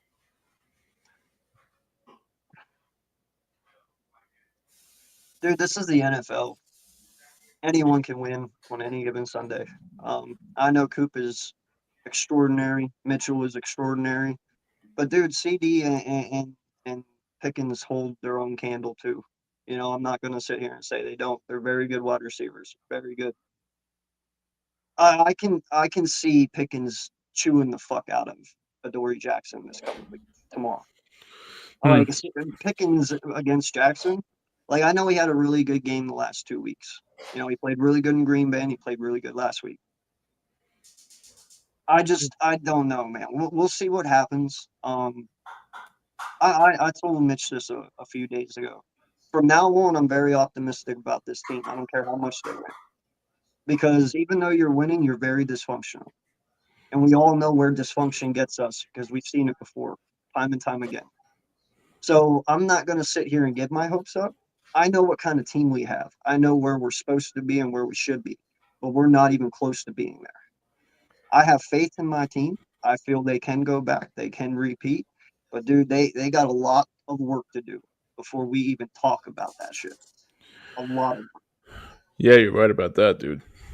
Well, I'll agree with that. And this is where I'll go with the Cowboys. They lost to the Panthers. They tied with the Packers. This is every a good team, team has lost though, bro. but wait. Every good team. But wait a minute. But no, that Even we no. lost to the Giants. We lost to the fucking Giants, dude. Yes. Who lost to the Saints the week before. So One, technically we were yes, worse than the Saints that week, yes. But the right? Cowboys have played games where look at their 4 wins. Like the one win you just mentioned about the Raiders. I think another one is against the Saints, I believe. Yeah, but I nobody was looking at the Cowboys as a good team, though. That's the difference between but our team and but theirs. No one was that's looking at not the them that point. way. If we're looking and evaluating the team as it is, and that's what we're doing. We're evaluating the team as it is. We can't sit there and be like, well, they're world beaters, but they're 4-5-1, and the teams that they've beaten are no good. Like you can't compete with the Eagles having beat the Chiefs in Arrowhead, the Rams again, the Lions and the Packers. Like there's more stars on the Eagles' schedule as far as wins. Now you could evaluate how good or bad, how pretty or ugly those wins were, but the Cowboys they can't even hold that candle as far as being able to hold their head up high and say we've beaten any like right-minded teams. We've beaten playoff teams. Look, and until they have this season, I'm not willing to be like, oh yeah, the Cowboys are here. They're legit. Like, no. I think they are this figment of everyone's imagination. I think that what you see isn't what it is. And I go back to the first game of the season. You bring up about they had George Pickens then. They had CD Lamb then. And we put them under control. For the most part, we handcuffed CD Lamb. George Pickens had his way. I'll give you that. But the tight end, Ferguson, who ordinarily Dak uses as a safety blanket, was a no-show. Their running game was a no-show. Dak Prescott was consistently under pressure, and that was without many sacks and without Jalen Carter. So now you go into Big D, and you have this, I guess, boost the confidence because of what run that the Cowboys are on offensively. But the reason why I'm confused is because if we're going to praise the Eagles' defense as being a top 5 defense in the league, and sure, we could say the Cowboys, with the numbers that they're putting up, is at least the top 7 or 8 offense in the league. Sure, that's a good matchup, but it could also cancel itself out, which leaves the Eagles' offense against the Cowboys' defense. And the Cowboys' defense is bottom 5 in the league. And no, the Eagles' offense isn't top 5 in the league. They're not even mid-tier. I understand that. So this is going to be a close game. So we're going to get to predictions for this game because I want to get some evaluations, even though Let it's me a bit. let me do something real quick though. Let me say something. And I understand what you're saying about what you said, but you have to remember too. At the beginning of the year, Dallas was in the same situation we were in. Brand new everything. They still had to sit there and they still had to get all their shit in order. They still had to, listen. It's a lot harder to call plays with a different person in your ear every year. We as Eagle fans understand that, and the fact that Jalen's been so successful over 7 years of doing it's fantastic. And even in college, he had a different off OC every year. So I get that, and that's where we're lucky. Okay, but Dallas, they just had to redo all that this past season after having their same coaches in their ear for 3 years. What I'm saying is they probably had a slow start like we're having. Only difference is they might be getting theirs together a few weeks before us. And that's Hmm. where this game becomes a little more important because I wipe out the first 3 games. Okay, I really do. Even though they're wins, I wipe them out because everyone is still trying to find their identity. You don't find your identity in the off season. You don't find your identity in OTAs or preseason. You find it in regular season games when action is 100%. And they struggle like we struggle. Everyone is struggling. The Bills have lost to bad teams. Kansas City has lost to bad teams. Denver has lost to bad teams. The Chargers, the Ravens, the Seahawks, the Packers. Dude, every good team has lost to a bad team this year. This is probably the most even I've ever seen the NFL in a long time. You can't sit there and just literally point at two teams and say they're the ones.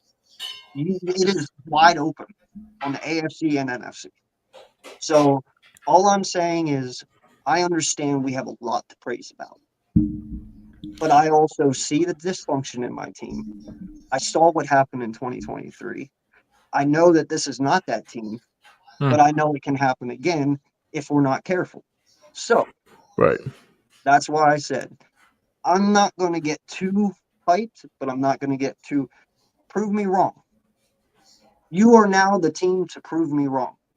Last year, you didn't have to prove me wrong. I had no doubts. I had no worries at all. You went in, you got your 200 yards rushing, you went in and you scored touchdowns, and you got out and you won games. This year, you're not doing that. They have a lot to prove to the fans this year. How bad do you guys want it? Because here's the thing. Once you've won one, it's very hard to get back. We all know that. It takes a Yeah. very few and collective individuals that can do it. And it's a mental thing. It's not physical. We all know that everyone on this team can play. Every single one. And that's why most people look at KP and fucking dog on him, because when you have Jalen Hurts, Saquon Barkley, Dallas Goedert, Smitty, AJ Brown, and even Dotson, and you can't make this work, there's a problem there. Because that is a shit ton of talent. And we all understand that.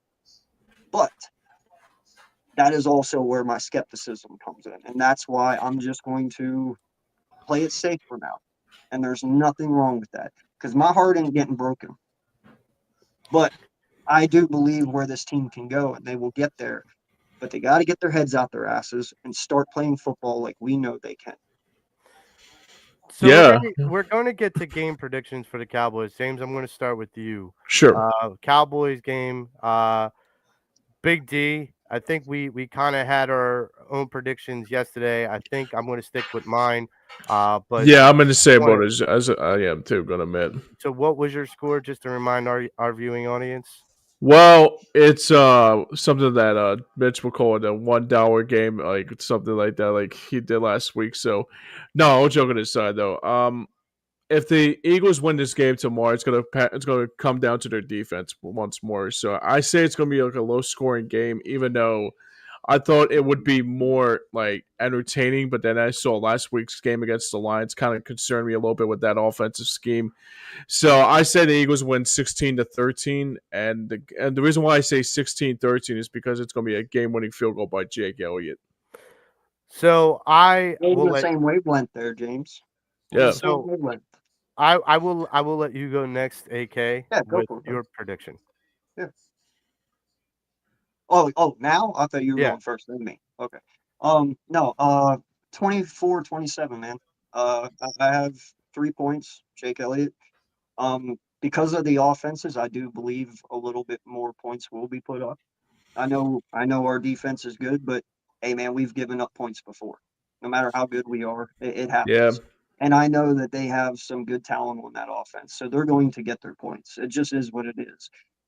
So I got us 27-24, and I think it's going to actually be a pretty exciting game when it comes down to it all.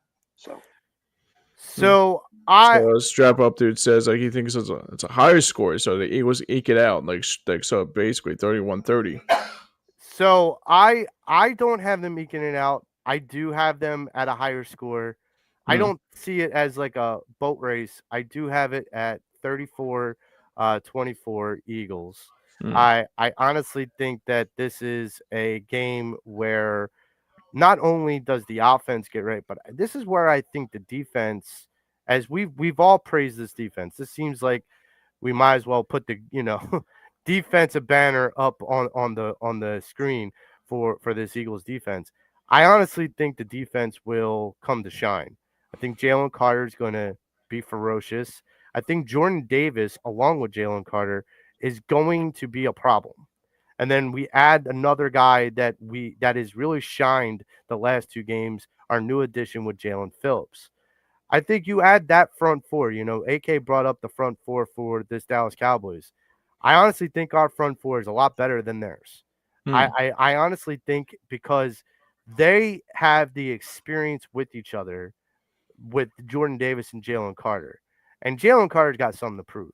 And sometimes when you have that chip on your shoulder, you play with a bigger edge. Hmm. And I think Jalen Carter is a very big man to have a very big temperament.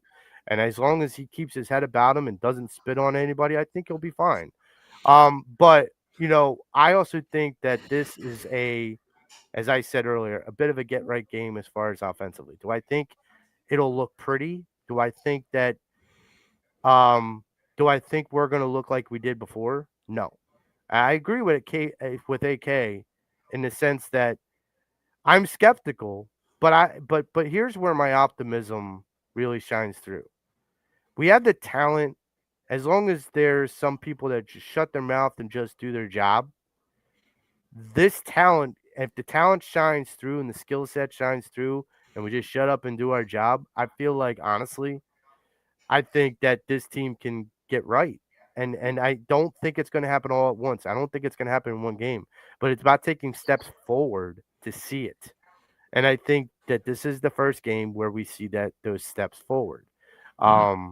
I think when we go and play Vegas, that'll be another big integral uh, part of stepping forward. And I honestly think that there are games coming up where we're going to see gradual steps. And if I can give some level of optimism to AK's skepticism and hesitance, is that if you start to see the progress, even if it's gradual from game to game, with the amount of games that are still left on the schedule, if we get to the playoff and we had the one seed and we had that bye week and we prepare and we already know what Nick Sirianni and Jalen Hurts' record is after a bye week, we go and have that bye week and we start really getting ourselves together and getting organized. That playoff run is going to be really special, and that's all I can really hope for. And as a fan and as a analyst, I see the talent there. I just need to see the guys get their heads out their asses. You Agreed. And know, we do a lot of shame around today, and I'm all for it because they deserve it to a point. But I will say this: one person we let out, Howie Roseman, kind of pissed me off this offseason. Hmm. And in all honesty, Howie Roseman to me is the biggest person at fault. I know where But this is oh, going. now, granted, not calling for his head. He's able to make mistakes from time to time. It is what it is. But dude, you stood up there on our podium in our Super Bowl parade and you said, let's go back to back. We're doing it, right? So your answer to that was, like you said, we got rid of some pretty damn good depth pieces Hmm. to our offense and defense this offseason. Now, granted, some of them we had to. I'm a little pissed off, first and foremost, that you used $20,000 of our free money to give Saquon Barkley a bonus when you already just paid him. When you could have used that $20,000 to, oh, $20 I don't million know, dollars. or 20 million. Yeah, sorry. It's still morning, man. My brain's not Yeah. all the way there. But $20 million, you could have used that to bring back two players for depth. You know, I get you wanted to thank him and it was a career year, but dude, he was appreciative. Hell, he got a Super Bowl, something he never thought he would even have when he was, playing the year before. So, Hmm. but then you come out and you turn around and you trade CJ Gardner Johnson away, Hmm. in the offseason. You come out and you bring in a non-experienced OC, someone who's never fucking called plays before, to come in here and orchestrate an offense with elite talent and make them work. Like just every move that he has made up till the season started was not a Howie Roseman offseason that showed he was trying to go and win another championship. You know what I'm saying? There was certain moves Like for instance, I would have been inclined to keep Warren Burks as depth. I would have been inclined to keep Mekhi Becton, no matter how bad he's being with the Chargers right now. I would have been inclined to keep him because guess what? We made him something, but that's because we're good at what we do. We're good at, you know, training these players. We're good at improving them and showing them the right way of how to do things. You know, we turned Becton into an all-pro in 1 year, and then you just let him go. So my whole Yeah. thing is I have to give Howie a little shit here because you didn't show me that you were trying to rebuild a championship team to go back to back. Or if you did, you overexerted yourself because you thought you had things that you didn't, a la Keely Ringo. You know what I'm saying? Like he put a lot of faith in Keely, thinking Keely would be that number 2 when he found out that he actually wasn't. Certain steps, you know what I'm saying? There's just certain steps to where I have to give Howie a little shit. Now, granted, he made up for it with the Jalen Phillips. You know, he made up for it with the Carter, and I get, but yet we haven't seen Carter play. You traded for Carter, and we haven't even seen him play. Yeah. So that's my thing, man. How he's doing. Even Jair Alexander, like that's a yeah, he retired already. You know, yeah, so yeah. First time I've seen in all the time I've been watching football. First time I've ever seen a team acquire 2 players in they just and retire in the same year, and I'm like, right. So Darius Smith were early on in this season too. Think about this though. Doesn't that make you wonder why? If we were actually a championship team, if we were actually that team that we all say we are, did these guys really do that? Well, I really don't think so. Like, and you got to see where I'm going here, Joe. Like, I'm reading into their reactions of retiring to what's wrong with my team internally in the locker room that you felt dysfunctional enough that you felt retiring was better than being on this team. Or you know what I'm saying? I have to look at it in that way a little bit. And I'll throw this out as a devil's advocate approach to that. We don't know what precipitated the retirement, the sudden retirement. Exactly. Could it have been that, or could it have been Vic Fangio bring these guys in, bodies in the locker room? They should be talented enough. And we said this all show that this is a really good defense. Maybe these guys just couldn't hang anymore with the level. Maybe they were just burned out. Like Jair Alexander gets on the field and Vic's like, you're not as good as you used to be. Smith, I can see that. Smith, I can see that because of his age and getting older. I get that. I don't buy that with Jair. I mean, dude, just 2 years ago, Jair was a top 5 corner. I don't know because he was a healthy scratch with the Baltimore Ravens. Bro, I don't look at Baltimore. Literally, Baltimore goes out and gets the top free agents every year and fucking does nothing with them. Well, I don't give I'm just saying there's another NFL team that picked him up and really didn't do anything with him. So, like, But we did that. We're doing that with Carter, are we not? So I can't really say shit. But what I'm saying is, it's sometimes we can analyze that the player still has the talent even if we haven't seen it, and other times the player's just done. It's just done. Like, put a fork in them. Like that's sometimes the rationale. I mean, for sure, but what my where I thought you were going with the Howie Roseman offseason was the Adoree Jackson signing. It's like, okay, I never got that far, man. Why are we bringing Adoree Jackson in? And I'm like, and then the whole, Crash Brown with Sidney Brown as the safety and possibly starting him. Yeah. And then putting this in the hands of Drew Nakuba. And I'm like, what are we doing here? Like, I mean, that's the thing too, I think, out of it. I understand letting CJ go because clearly CJ's got issues. So, but so I'm like, I get that, but then replace him with someone that makes sense. Exactly. Like, thank you. Figure out if you're gonna cut bait with him. Figure out who makes sense. Like, there's got to be someone out there. Anyone? I mean, you clearly he wasn't against bringing in anyone just to just a spitfire, like just throw stuff at the wall and see what sticks with the cornerback position or the defensive end position. So why didn't you do that with the safety position? Right. Like, why didn't we go out and what was it, Mitch, that kept bringing this up with Simmons? Why didn't we Yeah, go give him a Justin Simmons, yeah. yeah? So like, why didn't we go give him a chance? I don't know. Like Yeah. that's the best thing I could say to Mitch. I don't know. Maybe him and Vic don't get along. I don't know. Like, but what I do know is I saw so I don't see what Howie did as like a bet. Like he didn't hurt the team, but he definitely didn't help it. Like he played a very vanilla off season. And then Yeah. he tried to make up for it during the trades that he did in the regular season. And some of them have worked. He's lucky that Jalen Phillips has worked. Yeah. But like outside of that, like you made like 5 trades, dude, and only one has worked. 1 out of 5 is not a good percentage.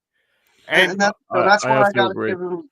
That's where I got to give him a little flack, because listen, every GM's able to have mishaps, and to me, this is just mishaps this year for him. Like he just missed on a few things, and that's fine. Whether like I said, he felt that we needed to sit here and see what we have at corner because Keely's been here for 3 years and all these guys have been back here behind Slay. So let's see what we got. Real shitty fucking time to be doing that when we're trying to go back to back. You get what I mean? Like that's my thing. I would have rather used that 20 mil that we gave Saquon, brought Slay back just to solidify number 2 and try and go back again, or bring in somebody in the offseason to replace Slay with that 20 million, but instead we did things a little different, and I'm fine with it. But it's a mishap. It's nothing to fire the man over. It's nothing to drag him down, Broad Street. Like no, just let the man do his thing. I feel the money was a situation a little bit because our cap room is tight right now with everything that we got going on offensively and stuff, and with the new guys getting ready. Like, dude, we got to sign Carter soon. We got to sign JD soon. We got to sign Nolan soon. We got to sign N'Kobe this year. Dude, the list is as long as our fucking arms. And this guy has to orchestrate it all. So I do understand it, but I would have actually been okay with you giving up everything this year to go back to back and making it to where we have no money and go back to back and then just let's rework it. You can sit here and this offseason, I actually expect Howie Roseman to restructure Jalen just because of the money that we're getting ready to owe him. If he wants to keep winning championships like Tom Brady, you got to roll over, dude. You got to roll. This is where you're going to see Jalen get extended so that he can push that money back. Exactly. So that he can if he wants to keep winning, he's going to have to. So AJ's going to have to take his 100 million and roll that shit. And same with Smitty, dude, because that 100 million, 200 million for 2 players is really crippling us right now. So one of the things I'll say, because I really want to touch on this before I get to the Bears, because you bring up a really valid point with the Barkley thing. The $20 million, okay, we still had him on their contract for this year, so you didn't need to pay him. So you could have waited anytime this year. You could have waited to after the trade deadline to sit down and have a conversation and cut a check to him now. Okay, you could have done that and see where your cap is when you needed the cap. When you needed that 20 million in the offseason, you could have waited. He's not going anywhere. He's under contract. He's happy. Like he's not. You don't need to like. Hey, he's retiring an Eagle, bro. He's not going anywhere. Well, more to the point. Okay, the holiday season's coming. You could have put a nice $20 million check in his stocking. Okay, you could have stuffed that stocking just like that. Now, getting into the Bears before we roll on out of here, because we have 2 games in like 5 days, 6 days. Now, my question to you guys: Chicago Bears have gone from to okay, they're good. Like Ben Johnson has turned this team around, and I don't know if it's. Again, this is one of those teams where I don't know if I believe what I'm seeing, not genuinely. So I got to ask. We're gonna go quickly through this. AK, I'm gonna start with you really quick. So first things first. 2 questions. Number 1, What are you hoping to see from the Eagles going into the Bears game, knowing where the Bears are? And number two, what's your potential score prediction for the Bears-Eagles game on Black Friday? All right. Well, here's. I'm gonna leave you with this one first. I'm not a Caleb Williams guy. Never have been. Never will be. I'm I starting to think. like you now more than I ever did before because I don't like USC quarterbacks. Go right ahead. Well, no, man, and I'm gonna tell you, what's his initials? Caleb Williams, Uh, CW. oh, I see what you did Do there. you get what I'm getting to? Do you get what I'm getting to? Okay. Listen, I'm gonna tell you this right now. Caleb Williams is Carson Wentz 2.0. I've always said it. I Oh, will okay. say Now it. I get it. I always said it. I will say it, and I'll stand by it ever. Listen, I'm not. I never said the kid wasn't talented. Kid was Oh, by obviously. the way, AK, we Yeah. consider him Charmin Wentz here, and not Carson. Charmin Wentz. You like that jersey though? That's pretty fucking sick, right? Yeah, that's a nice jersey, man.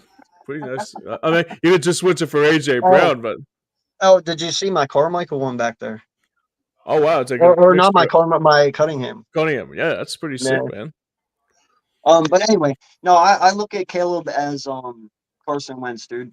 He's very talented. I Hmm. always have thought that Caleb was mentally weak, especially after that championship game and USC when he cried to his mom. Yeah, And that.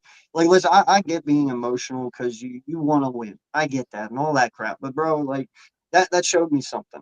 I don't see Burrow or Hurts going out crying after losing and shit.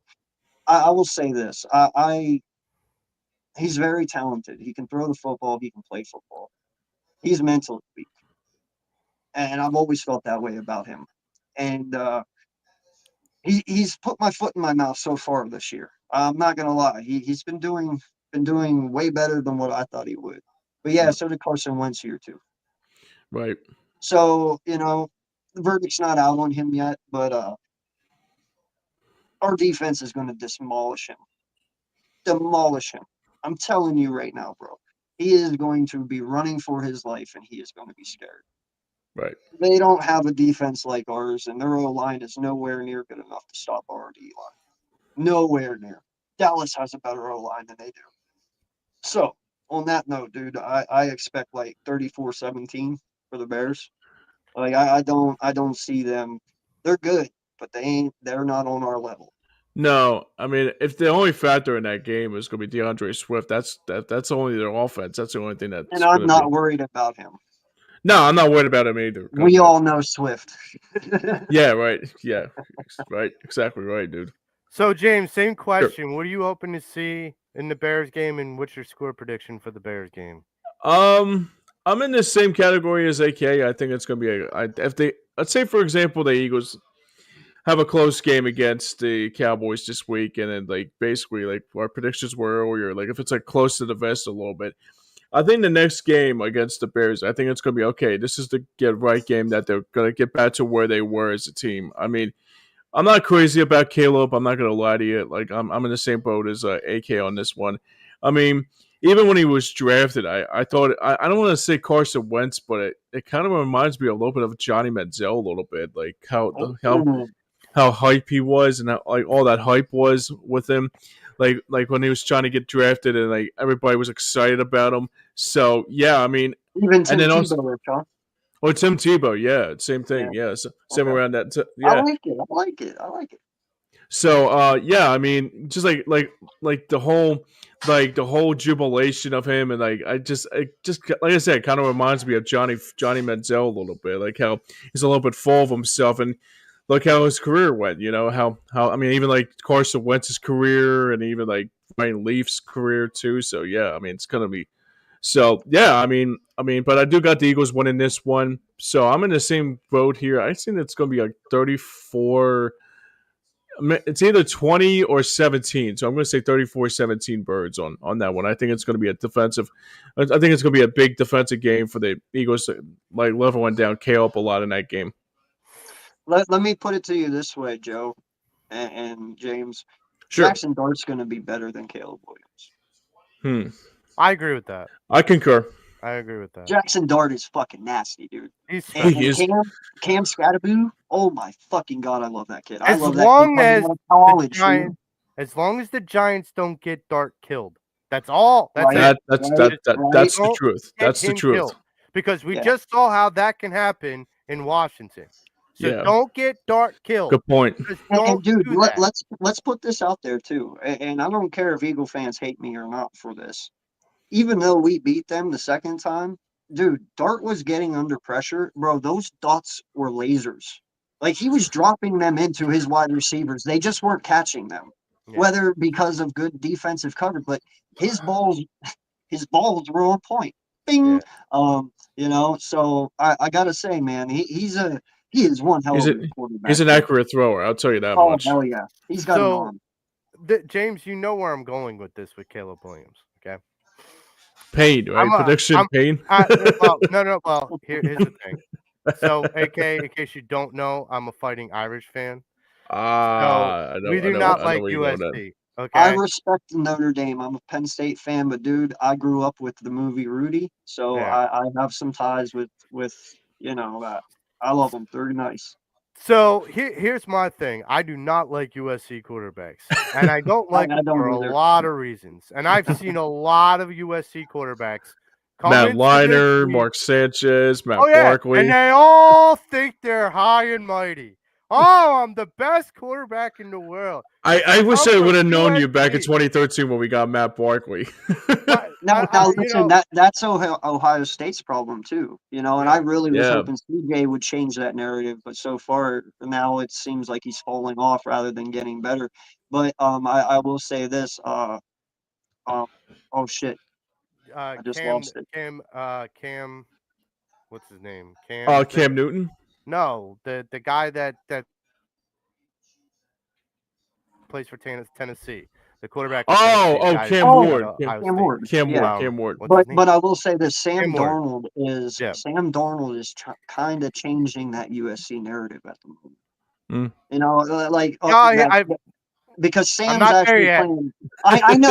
I know, and I'm not either. But I will say the kid is playing really good football right now, Yeah. and I have to give him his flowers where they're due, man. You know, he's doing really well. The best USC quarterback that I will give kudos to, the best USC quarterback that I can give kudos to is Carson Palmer. Carson Palmer can throw a ball. That's true. Like That's true. That's fair. I can give him credit, but everyone Sam else, is getting Matt better, Liner, Sam's getting better.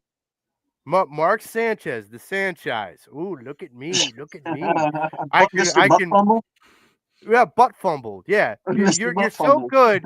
You're so talented that you bounce a football on your ass, not realizing it should be in your hand.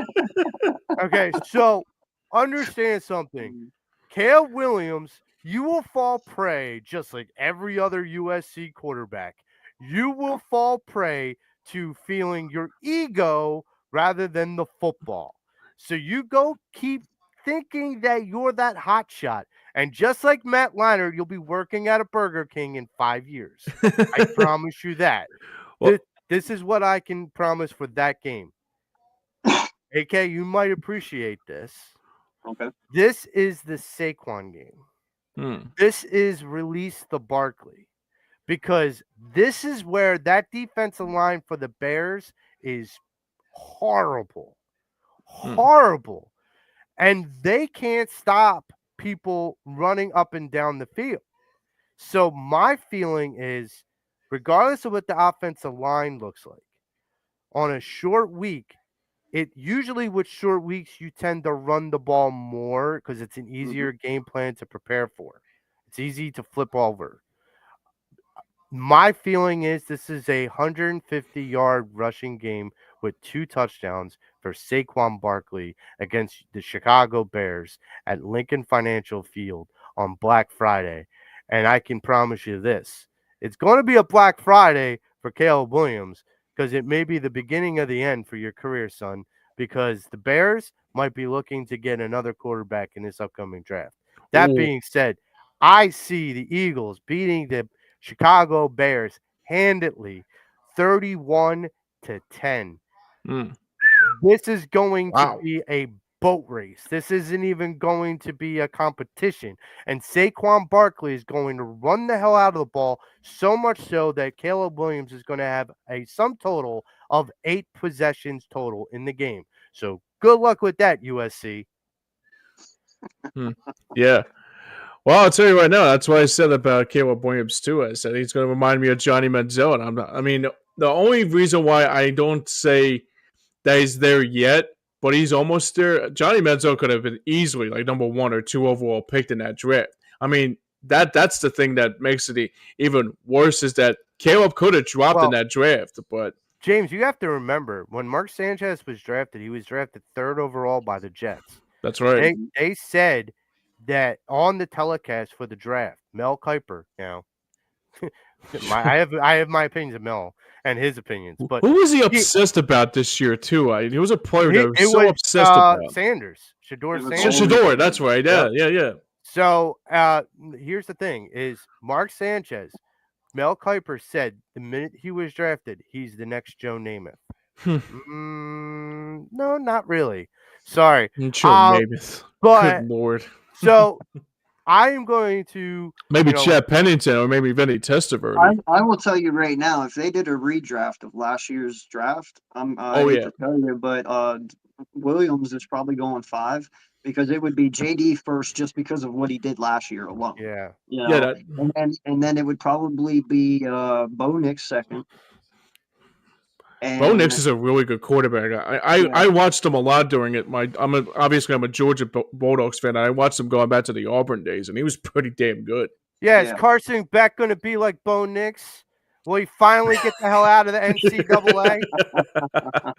Get the hell out! You and Carson Beck. Oh my God! No, I'm done with him. I don't ever want to see his name. I don't ever want to see his name in college football again. I don't. I just don't. There's a long story to that, AK. I'm not going to get into it right now. Dude, I don't believe anybody with the name Carson should be in the NFL. No, I concur. I concur, especially a quarterback. The only Carson that I liked was Carson Palmer. That was the only one I liked. That's it. Carson Palmer and Bud Carson, the former defensive coordinator. But here's where we're going to wrap it up. So, AK, it's been great talking with you. I love the debate. I love the sometimes when people think, well, they're just not getting along. They just don't. It's good to have opposing opinions. I don't like if we all agreed this would be a boring show. So I'm glad that you came in your own words. The negativity, it's fine. Let's be contrarians. Let's hash it out. I'm a realist, bro. If I see it, I call it how it is. Well, same here.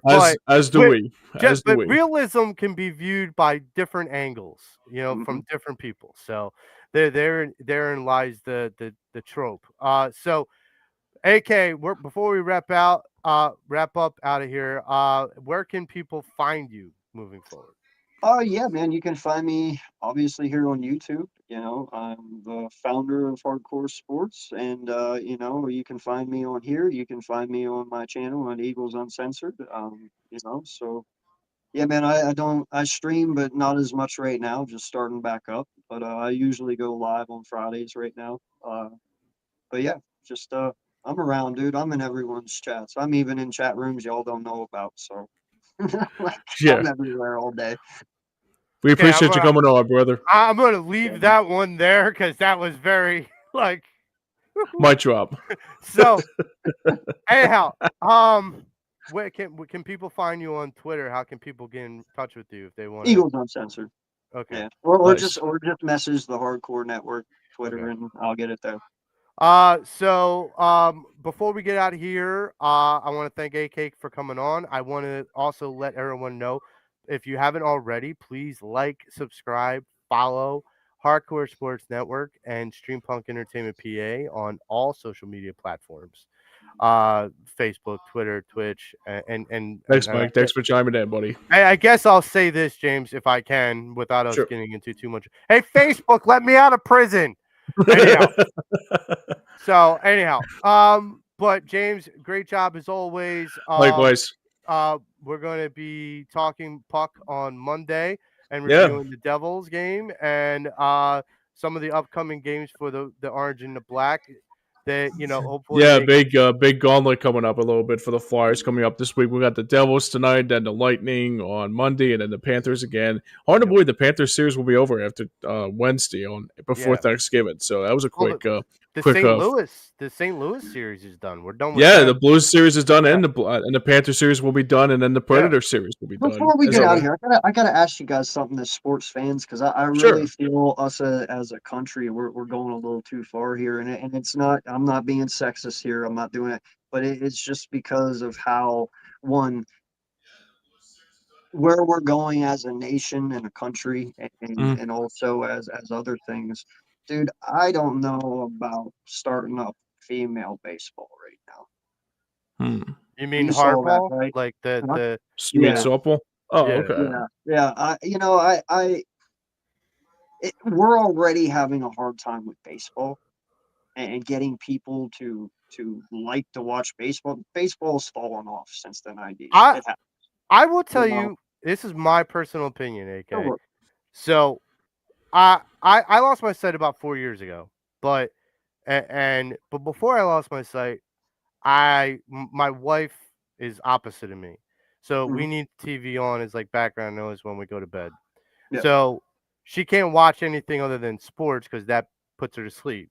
yeah, So I remember coming up when I still had sight, coming up to my room and seeing ESPN on and the women's college softball World Series or whatever, like the playoffs for that were on. And I'm seeing these girls like hurl this ball and like the way that they rotate their arm mhm, and the torque and some of the athleticism. And I gotta say, I'm like, I was an athlete. I was a four sport athlete in high school. I played junior hockey. One of the things that I saw, I'm like, how the hell did they not rip their arm out of their freaking socket after throwing the yeah, ball like that? Like, Yeah, how it's the pretty hell does that? amazing. How does that stay? I mean, you got pitchers that throw with torque in the majors, sure, but like they get like blisters and like yeah, hangnails and like the UTC, kind of like Yeah, tears in your UCLs and elbow. all that. Yeah, Yeah, yeah. yeah. So I'm like, how do these women not like have separated shoulders? Like the torque that It's a they good throw. So question. one of the things I'll say, and just bear this in mind too, AK, next year is going to be a major league season. The following year there might not be. Hmm. So as much as we may be like baseball's hurting, just keep in mind that healthy competition is good. And I'll say yeah, this in comparison. There's the female hockey league, the female professional hockey league. Hmm. That started up a couple of years ago. I was skeptical about women playing hockey as well because I'm like, I don't know how that's going to work. I mean, like, I don't know. And can people take it seriously? Are the girls serious Well, look at the athletes? WNBA too. I mean, the WNBA is But becoming a real good, good James, league too. a couple years ago, last Winter No, Olympics, no, I know. I believe me, I when I know. still had sight, the female hockey team did better than female U.S. hockey team did better than the male U.S. hockey team. That's the truth. mhm, And I mean, those girls, mm, they're not bad looking, but damn, they hit like a fucking what? Like they pound each other, and I'm like, okay, they're athletes. That okay. So before I we get criticism about the female league and what that'll do or potentially not do to the MLB, competition always lets the cream rise to the top. And I think in the major leagues, I think that there needs to be a lot of reflection on what's going on because when we're handing out $700 million contracts like they're peanuts and other teams are getting buried, it's sometimes it's not fun for everyone. Yeah, in Philadelphia, in New York, LA, sure, it's fun for us, but like go to Minnesota, go to Cleveland, go to Texas, even. Like it's not yeah, fun anymore. yeah. and listen, I 100% agree with you. I play Pennsylvania State softball here in PA, and Oh wow. one of the years that a few years back we actually had a women's state high school championship tournament play the weekend we had a state tournament up here. And some of us guys, older gentlemen, we got a little head on our shoulders because, we are guys and we like to think we're, big shit. Well, we actually had one of the girls, she was like 17, pitch to us because we wanted to do some batting practice before a game, you know. Hmm. None of us could hit off of her. Wow. The ones that could, and I was just one of them, it went behind me. It hit the top of my bat and went straight back to the backstop. Like, Oh man. I understand what these girls can do, and my comment wasn't about what it's going to do to the MLB. My comment was more about I don't know how many people are truly going to watch it. Mm, Softball is different from baseball. Yeah. I sure. play both. I love both. As an older man, softball suits me more now because I don't have to worry about getting anything broke. Yeah. Softball's slow. It's a That's very true. slow paced game. The pitching is different. You got a 3 to a 6 foot arc. You go too low, it's a ball. You go too high, it's a ball. There's a special arc that you have to be in, and that's I, 3 to 6. I think that Each ones are different too. Are they going to use what certified bats are they going to use? I There's many yeah. softball bats out there. I think So the difference is just like the WNBA and what James brought up. Hmm. If they can develop a star, like a name, like a face, Like a Caitlin Clark, sometimes, like if yeah, like you know what I mean. something like that. If they can develop something like that early on, it will help. I mean, Well, yeah, I Yeah. know, but what I'm trying to say, dude, is there's no excitement factor in softball. I've played it Mm, for 20 years now. I can tell you right now, it's exciting for me because I'm the one fucking playing it. But dude, it's boring for my wife to go and watch. It's boring for my yeah. parents to go and watch. It's a very, very slow paced game. I love playing it, but you take me to a professional softball game, I'm probably leaving after a few innings well, because I know remember what to they said expect. It's they very said the slow. same thing about MLB before they put in the pitch clock and stuff like Yeah. that. They Yeah. said that It, too. Yeah, And but dude, you can only speed up softball so much. You can't throw fast pitches in softball. They have to be slow. They have to be arced. The bats are different. The balls fly different. You'll get less home runs. I'm telling you, softball's fun. It's a fun game to play. I just don't think watch worthy is going to get them anywhere. And listen, the WNBA, dude, that is fucking basketball. Basketball is exciting to watch. Hockey, up until you couldn't fight anymore, that's what kind of killed it for me. When they took fighting out of hockey, I'm like, well, I just don't want to watch anymore. Because I loved watching the bleachers get cleared. We all loved that shit. When the Flyers would come out and the Caps would come out and they just fight, and there's many times that shit would happen. But yeah. but there's My dad Joe excitement in scores. It brings sport. up. I'm sorry. I didn't No, mean to go interrupt. for it. Go for it, bud. No, I said my dad brings up a very valid point here. It says Monet Davis is going to be the face of women's baseball league, so I believe it's called hardball league. So yeah, that's Oh, what well, it's then it is hardball. hardball. It's not Yeah, softball. yeah, it's Yeah. hardball. Well, Because I thought one of you guys said it was softball. no, I said it was hardball. I think I Oh, said softball by accident. My Yeah, oh, apologies. okay. Well, no, and I thought it was hardball. Yeah, no, yeah. and that, It's we'll see, man. professional We'll see. women's hardball league. They calling it the hardball league. It's Yeah. they try to distinguish without just calling it the women's professional baseball league. Hmm. Well, They're trying to and that's kind of my riff then with it is, dude, we have a hard time right now just getting the MLB back to form. Now you yes. want Hmm. to add a women's league in on top of it, and you can't even guarantee that women league is going to last after this year. You Yeah. know what I mean? Hmm. Like, it's just baseball in this world and day and age right now. It's dying because it seems like less people are caring about baseball. Well, You okay. know? So Yeah. now I'm playing the historian. Go. You got to remember that women carried baseball when there was no men playing baseball. Hmm. That I know, movie, dude. Our Just League of said Our 1958. I get that. I get that. I get that. That's where I I was get going that. at too. I get I'm that. sorry, I had to put that out there, but But I'm still saying like A League there of Their could Own. be Like, is there that? right Are you there talking about a yeah. League of? yeah Great that movie, by the way. If no Oh, one's watched great that movie. movie, you Great, gotta great watch movie. it. That it might but be it's Tom Hanks' best movie.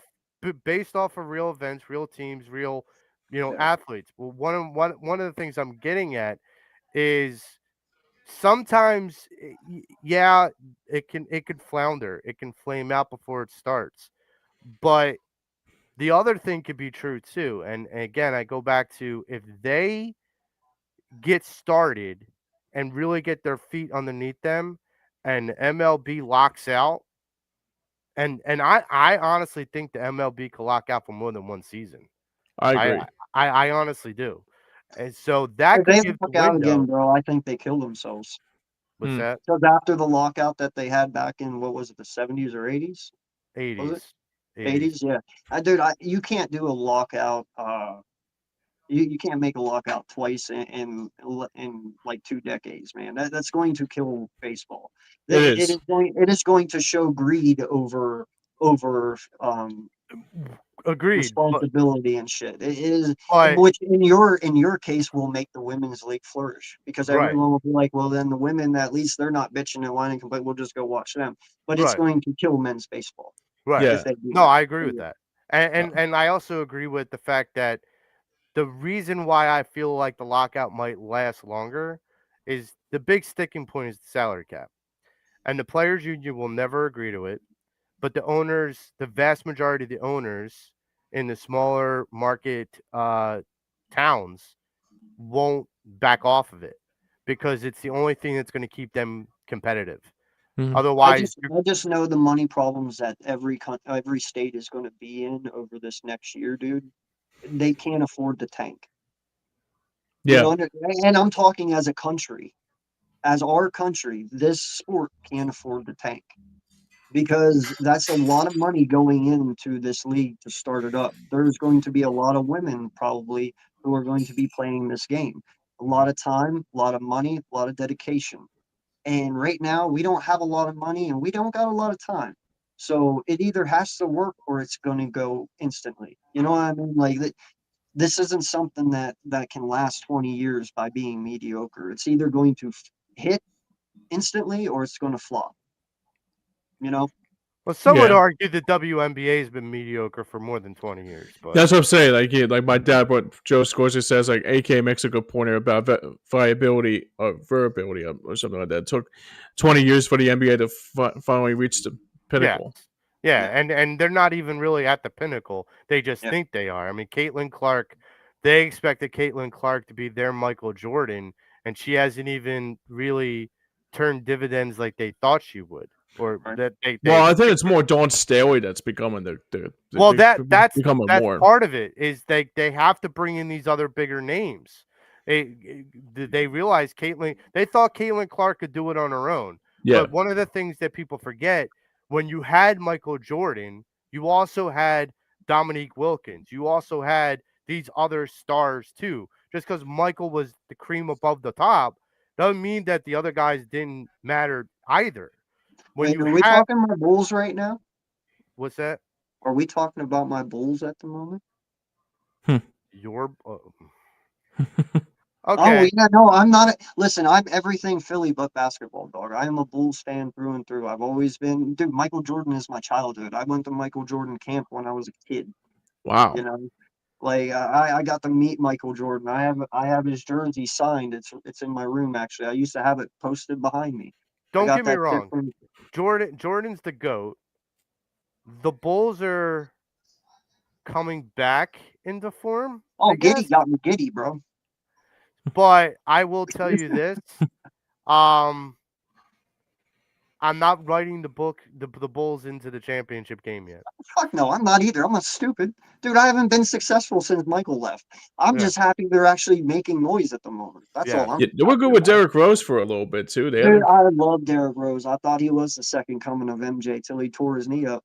yeah, gets our Sixers. Yeah, Yeah. yeah. Well, look, that is going to do it for us for this week. Join us in 2 weeks when we celebrate the holiday season with all of you guys, and we possibly celebrate the Eagles getting closer and closer to clinching the division. Yep. So for AK, thank you once again for joining us, and for James Scorza, thank you once Likewise. again for doing an awesome job producing. I'm Joe Marks with the Pattison Ave Sports Show.